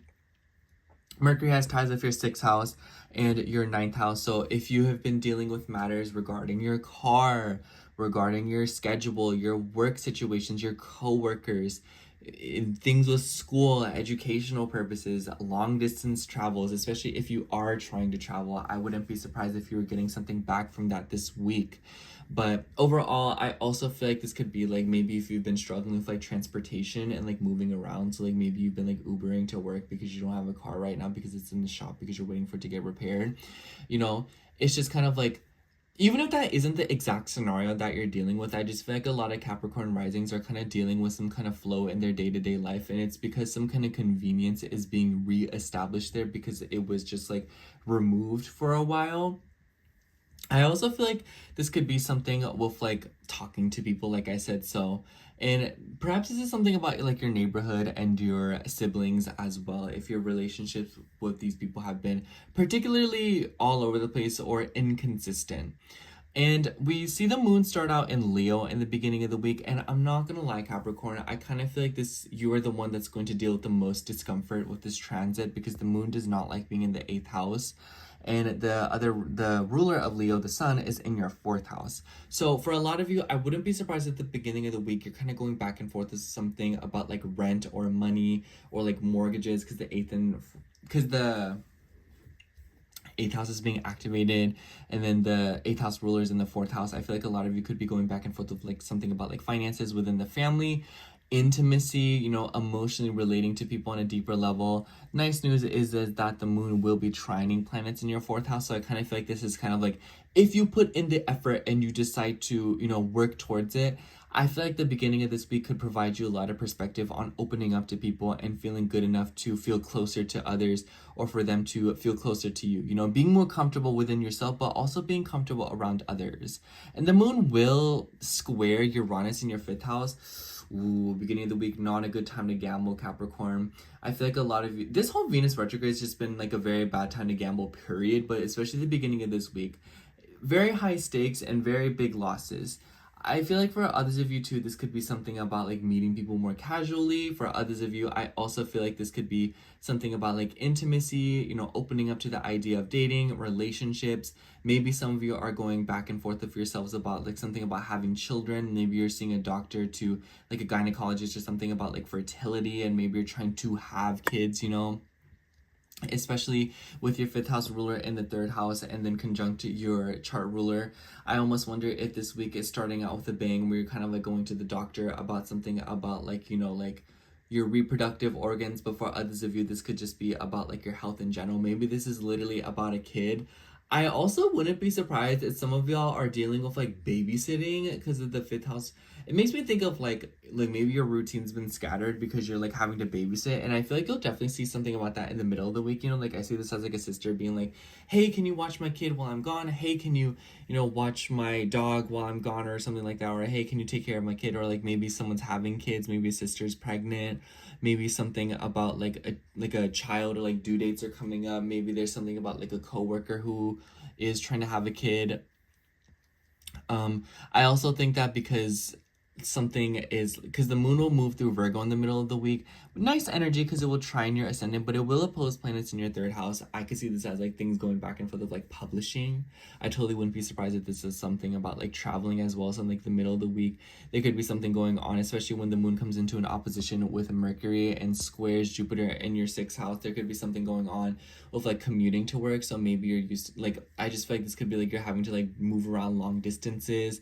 I also feel like this could be like things going off like extended family, conversations with them, talking to people. And with this Venus and Saturn conjunction going on, we noticed this conjunction back in late January, and we will see this conjunction again at the end of this month. So, you know, like all hands on deck with that, because I kind of feel like there's something going on here with like moving around, with like cars, with travels, but also with your philosophies. I totally wouldn't be surprised if a lot of Capricorn risings have like a very introspective and deep conversation with like another person this week, and they could be someone that like you're like related to, or it could be related to like motherhood, but it could also be related to your career and your work. Like I could totally see this as like your coworker stops you and then suddenly you have like this very deep, meaningful, philosophical conversation about life and the meaning of it. But for others of you, I could also see this as like you're getting backed up because you're trying to get plane tickets or something like that. Especially because Venus rules your 10th house, so I see this as like authoritative figures. But yeah, middle of the week definitely seems kind of a little bit tense for you when it comes to communication, Capricorn. Be wary of deception, be wary of people lying to you. And then at the end of the week, we will be seeing the moon move through Libra. And honestly, Capricorn, especially if you're like a third decan Capricorn, so like 20 to 29 degrees, you will notice a grand cardinal cross slowly forming in your chart between Mars, Chiron, the moon in Libra, and with your sign. So this weekend, you will definitely see movement when it comes to your career, when it comes to your home, your family. And it might kind of feel like you're having like movement. And it's a lot of healing because Mars is in a, like, it seems like there's a lot of mutual reception going on. Because when the moon is in Libra, it's just kind of like Chiron's in a Mars world sign, Mars is in Cancer, and then Cancer is the moon. The moon is also involved in, you know what I'm saying? So I kind of feel like there's something going on here with like communicating with your family, going back and forth with them, talking to them. I also feel like some of you could be opening up about the past. Maybe some of you are reflecting on past experiences. Maybe some of you are trying to make an effort to comfort your home a little bit more. Maybe you're trying to rearrange your home.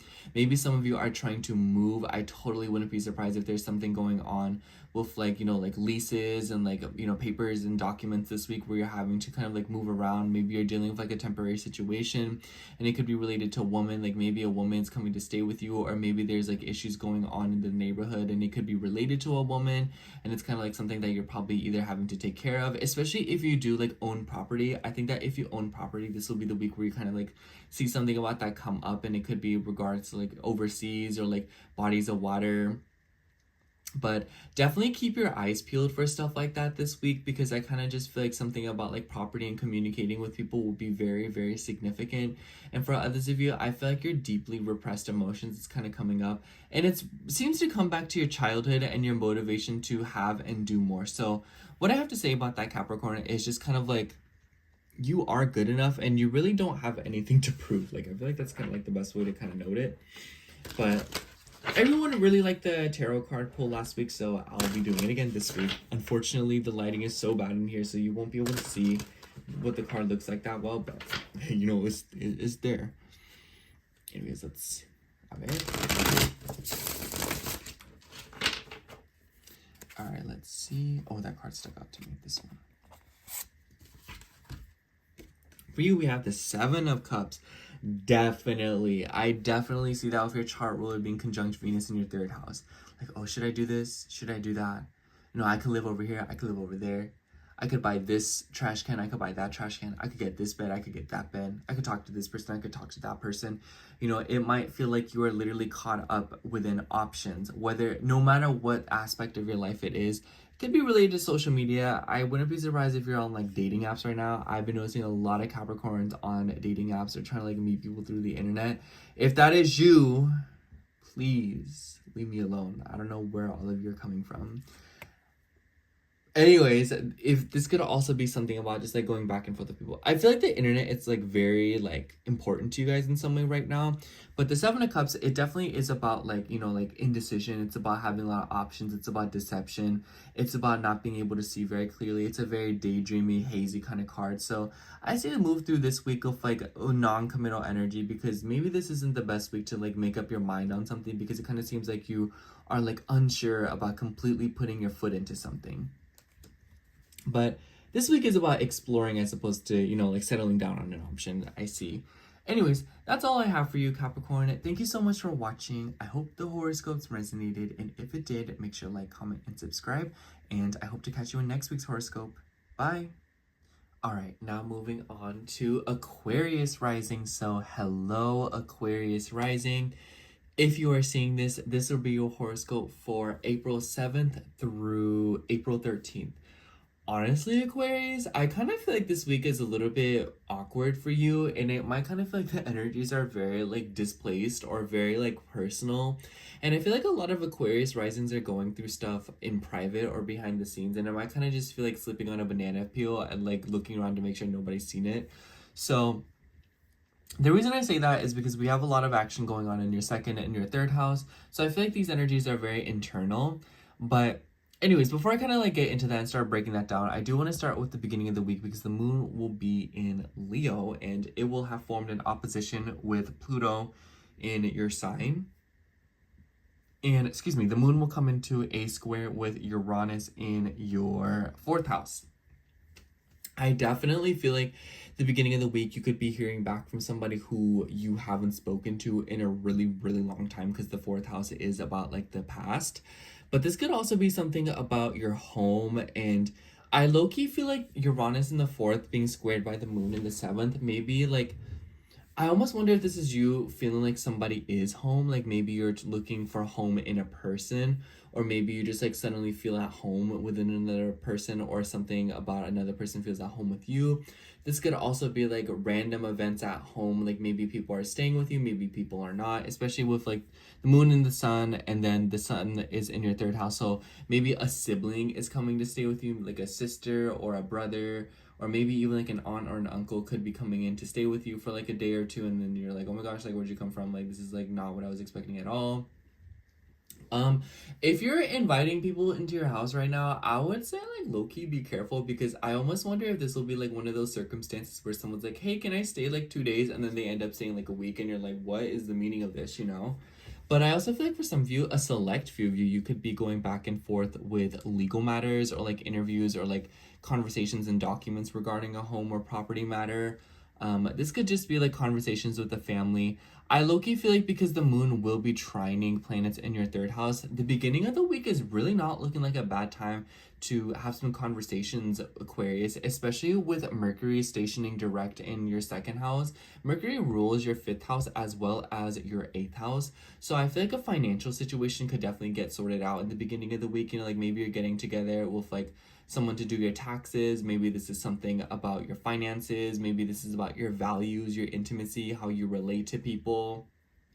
Maybe you are changing the way that you relate to romantic partners. Maybe this is different with how you relate to your children. Maybe this is something about the money that you spend on your children, or the money that, you know, like you receive like from child support or something. So definitely something about your self-expression and your ego could be coming to a head too. And I kind of just feel like the beginning of the week will start out a little bit more quiet and tame. So I think that if you're wanting to go through with like any important conversations, or communicating with people, or moving around with like transportation, the beginning of the week is really not a bad time to do it. And it kind of seems like you're coming into this window of opportunity to invest in something. I've been noticing that a lot of Aquarius risings have been going back and forth of like large portions of money, especially like buying a car, or, you know, like wanting to buy like something like that. I don't think that this is a bad time to do so, Aquarius. I think that this week, especially the beginning of it, right as we see Mercury station retrograde, like the 7th and the 8th, really, really good time to start setting intentions to like make a big purchase, especially if you are trying to like buy a car, or you're trying to like pay off a huge debt. Or maybe even like something about like an interview, talking to people, scheduling something if you're looking for like a new job or something of that nature. really, really good time. I feel like the beginning of the week, it might feel a little bit tense, you know, because the moon is in your opposite sign, and it might kind of just feel like you're having to kind of like, you know, like lock horns with people, or really kind of like, you know, like stick your foot in the door and like stop someone from closing it in order to get something.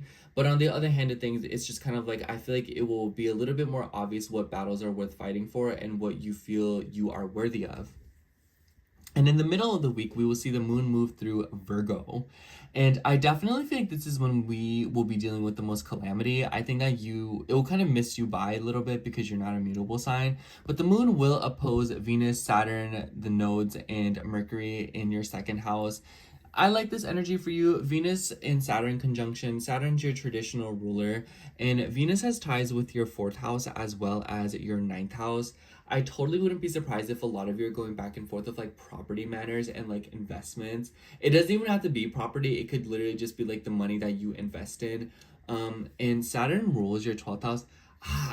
I'm not gonna lie, Aquarius, I don't really like this energy for starting new investments, but I do like it for sorting out previous investments, because we saw this conjunction back in the end of January, and we will see it again at the end of this month. So at the end of this month is probably when you'll see a little bit more of what you're dealing with, like your money and your self-esteem kind of being sorted out. But this week, it kind of seems like you're kind of like going back to something, or you're mopping something up that maybe you felt like was left a little bit inconclusive, or maybe something that's like you feel like it's been thick in the air and it's kind of been something that needs to be talked about or expressed, especially when it comes to like your beliefs and your philosophies on life. I totally wouldn't be surprised if you're having like a very philosophical conversation with like a woman, especially one that you're like related to or live with. This could also just be something about like a woman that you live with. Maybe she owes you money, or maybe there's something going on with her with like her finances, and this is you kind of having to like do something about that. Saturn, I've heard, can be like an older person, so maybe it's like a grandma or something. And Saturn rules your 12th house. So I kind of see this as like, how do you self-sabotage yourself? You know, like how do you treat yourself? Do you treat yourself really good compared to like how you like deal with others, or is it like really bad? You know what I'm saying? And I feel like the moon moving through your 8th house, it's about like intimacy. So maybe you're kind of like realizing like, oh, like how do you emotionally relate to people at a deeper level? Is it transactional? Is it more meaningful? Is it something deeper? Do you want something deeper, or are you okay with like keeping things a little bit more superficial and confusing? And then at the end of the week, the moon will be moving through Libra, and it will form oppositions to planets in your third house. This weekend is not a good time to be doing the things that I said that you should do in the beginning of it. Especially if you're trying to like schedule, like, unless it's like you have everything scheduled and lined up and you're just going to it, yeah, that's fair. But I feel like this weekend there could be something going off, like a snag in your schedule, like long distance matters, maybe like traffic, driving around a lot, or you know, it's like a 15-minute drive turns into like an hour-long drive and stuff like that. Maybe you're having to commute for work, maybe you're like dealing with difficulties of like transportation. This weekend is not a good time to be setting intentions to do the things I said at the beginning of the week, you know, like buying a car, like moving around, talking to people. I kind of feel like this weekend could present a potential conflict, especially with like family members, like an aunt, a mother, an uncle, or something like that. You know, like Aries is war, Libra is passive aggressive, so it could be feeling like, oh, like what's wrong? Like, did I do something wrong? Did they do something wrong? Like, did we all do something wrong, you know? I also feel like this could be something about like a car. So some of y'all literally be careful while you're driving this weekend. Be careful of like not getting it, you know, like be careful of road rage. Be careful of like losing your mind. Be careful of like, anyways, I kind of just feel like this week, the beginning of it is like the best time to get everything sorted out. Like talking to people, getting things done over the phone, getting things done with like documents, signatures, you know, like setting intentions, like going through of stuff like that. Not a very good time to do it at the end of the week. At the end of the week kind of just seems like it'll be a little bit all over the place. People will get in your way. It will be hard to communicate, get your point across. And in the middle of the week, I kind of just feel like a lot of you are going back and forth of like financial situations, like investments, like sorting things out, like taxes, money, like that's your money, that's my money. Or others of you could be dealing with something of like emotionally relating to people, opening up to people. And in the middle of this week, you might be dealing with like obsessive tendencies or like fears, especially with like boundaries, you know, like being useful to people versus others being useful to you. Maybe you're afraid of being useless. and it's just kind of like, how do you fill up your life with like nonsense in order to make yourself feel important versus like, you know, just like chilling and letting things cruise you by, you know, because Virgo has a tendency to like book itself because it wants to feel important, it wants to feel needed, and it wants to feel busy. But sometimes that's not always the best thing, because it ends up draining you, and it ends up, you know, protecting your anxieties and allowing them to brew, you know, longer. Anyways, so it seems like the tarot card pull was very well received last week, so I'll be pulling another one this week for you all. So let's see what comes out for you.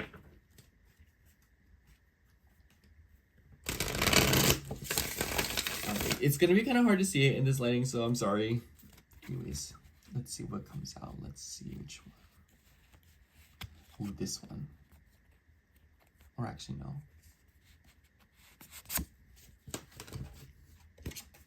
For you, we have the Queen of Swords. I definitely feel like this is you, Aquarius, you know, being air ruled, being discerning, being fair. Even when you feel like your heart is going against your head, be honest about your communication, be blunt, be clean cut. There's no need to leave any cliffhangers. And for others of you, you could be dealing with a King of Swords, so maybe you could be going back and forth with a woman, totally with Venus being conjunct Saturn in your second house, especially like an older woman, one who is very intelligent. Maybe some of you could be going back and forth with a therapist, but some of you, there could be like significance around like a Queen of Swords in your conversations with her. Major emphasis on her, look out for her, and she will look out for you, and she will be fair to you, and she really is like a no BS kind of person. If that not, I feel like for those of you, like all of you are very no BS, but you hate to hear me say for you, but you are a big-hearted person, Aquarius, and sometimes you do sugarcoat. But this is one of those weeks where you do want to be very clean cut with your words and very like one and done, you know, like one take, no mistake, slap it in the oven, easy bake. Anyways, that's all I have for you, Aquarius. Thank you so much for watching. I hope the horoscope resonated, and if it did, make sure to like, comment, and subscribe, and I hope to catch you in next week's horoscope. Bye. All right, now moving on to Pisces rising. So hello, Pisces rising. Last but not least, if you are seeing this, this will be your horoscope for April 7th through April 13th. I have you say, Pisces, this is a very significant week for you because we will see Mercury station direct in your sign. Mercury rules your 4th and your 7th house. We love to see it, especially if you've been going back and forth of legal matters, if you've been going back and forth with your family, with home situations, you know, with things with like mortgages, apartments, renting, leases. For others of you, if this is something about your family and how you're communicating with them, if you have been dealing with exes and people from your past coming back, I would imagine that this week, things like that start slowing down a little bit. Not to say that everything will just suddenly clean out and then everything will be okay all of a sudden, you know, that's not how it works. But I will say that the energy this week is a little bit more concise and a little bit more narrow when it comes to your connections and other people in general, especially those that you live with or are related to. So anyways, we will see the week start out with the moon in Leo in your 6th house of health, habits, routine, pets, and it will trine planets in your 2nd house, which I really like for you, Pisces. I feel like the beginning of the week, tell me if this like reigns any true at all, but tell me if y'all are like really into spicy foods right now, if you're like looking to eat spicy food, because like 6th house is about like diet, and like the 2nd house is about like, you know, it's like Aries like spicy food, or at least I noticed that a lot of Aries placements will be inclined towards. Anyways, besides that, I feel like the beginning of the week, a lot of you, it's like a very good time to practice high self-worth. Take care of your body, take care of the foods that you eat, take care of yourself, massages, exercise, you know, moving around, keeping yourself active. At the beginning of the week, you can set massive intentions and your energy will be very potent and very magical if you decide to take care of yourself by keeping it moving, getting plenty of rest, and making sure that you are direct and honest with not only yourself, but the people around you. And also to be assertive in work situations. So if you've been dealing with like work matters where people are trying to like take advantage of you or like do too much, I feel like the beginning of the week is the time where you want to like say something about that. And the moon will square Uranus in your 3rd house. So I almost wonder if in the beginning of the week, you're kind of dealing with like some kind of like a random mix up or snag in your schedule, especially if you are in like a job right now. This could be something about like, oh, like I thought you would come in this day, or hey, you know, can you come into work earlier today? or this could be something about a car. So maybe you're having to like run surprise errands, you know, like I almost wonder if this is like someone like, hey, can you take me over here? Or maybe you yourself are having to kind of like run to interviews or go back and forth with people.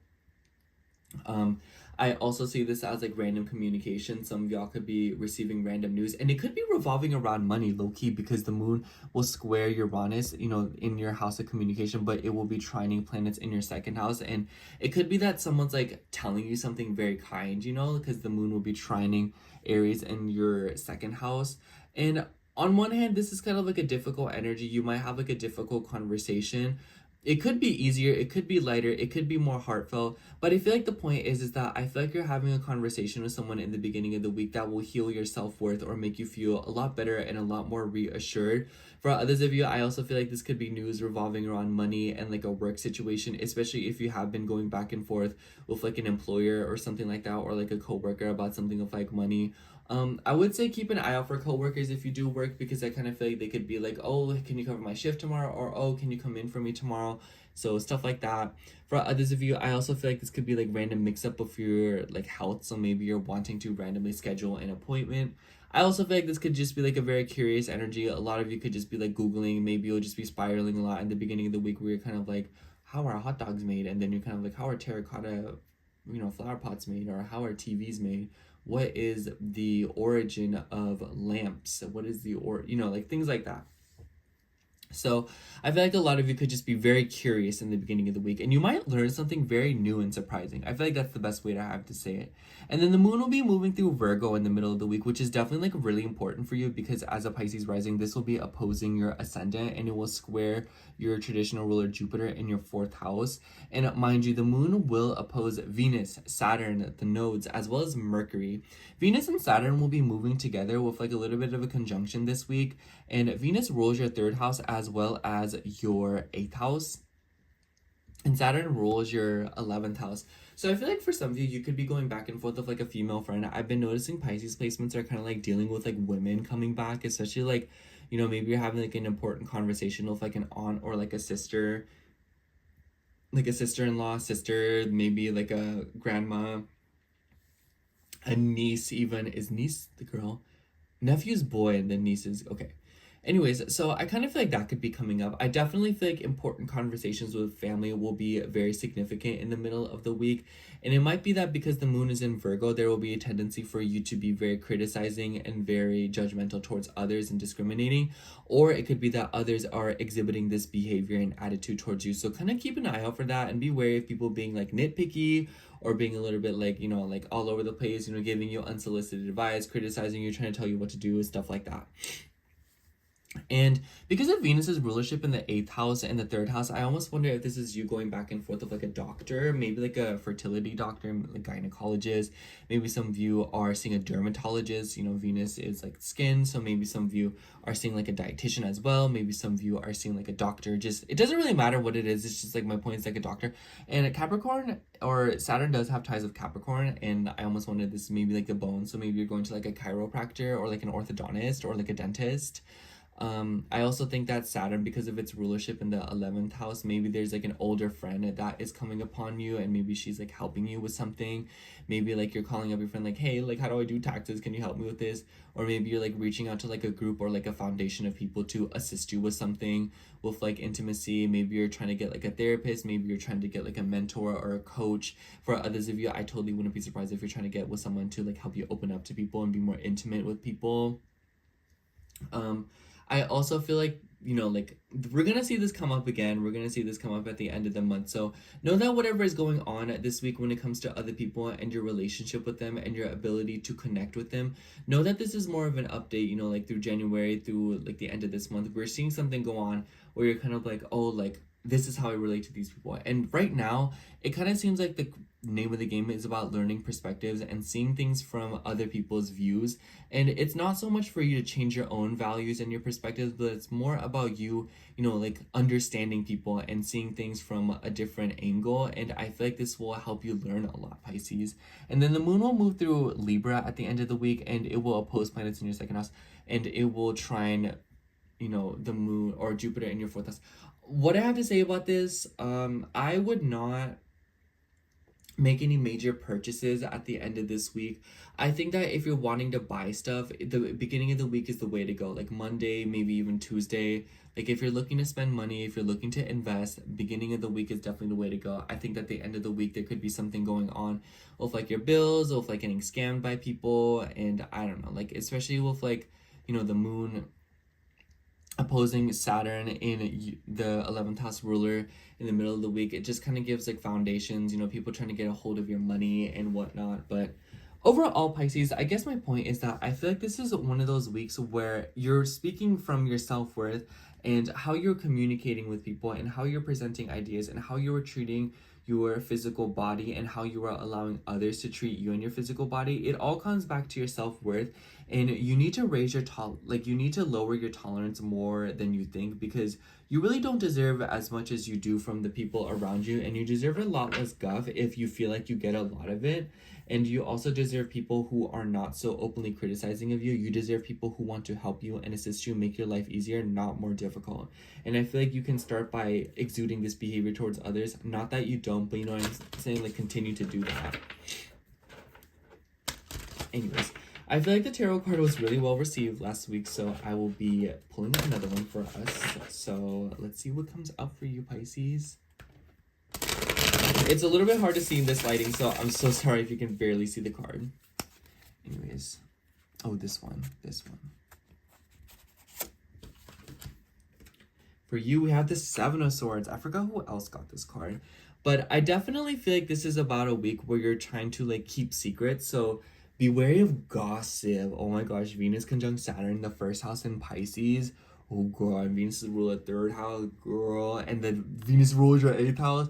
Be wary of secrets. Be wary of people controlling through secrets, keeping secrets. You know, like, be wary of people moving behind the scenes and trying to, you know, like, keep things from you. But I also feel like this could be you, like, being more secretive, moving in a little bit more silence, and, you know, being more on your tippy toes. So I feel like definitely this week, Pisces, move with silence, you know, be as quiet as you possibly can be, and then you'll be able to hear everything, and then you will know what you need to do, and you'll be a few steps ahead of everyone else as well as the circumstances at hand. Be careful of people who are being dishonest if you trust your intuition. Now that Mercury is direct in your sign, it definitely goes to show that, like, you'll be sensing things and you'll be able to tell whether or not people are being truthful from a mile away. Anyways, that's all I have for you, Pisces. Thank you so much for watching. I hope the horoscope resonated, and if it did, make sure to like, comment, and subscribe, and I hope to catch you in next week's horoscope. Bye!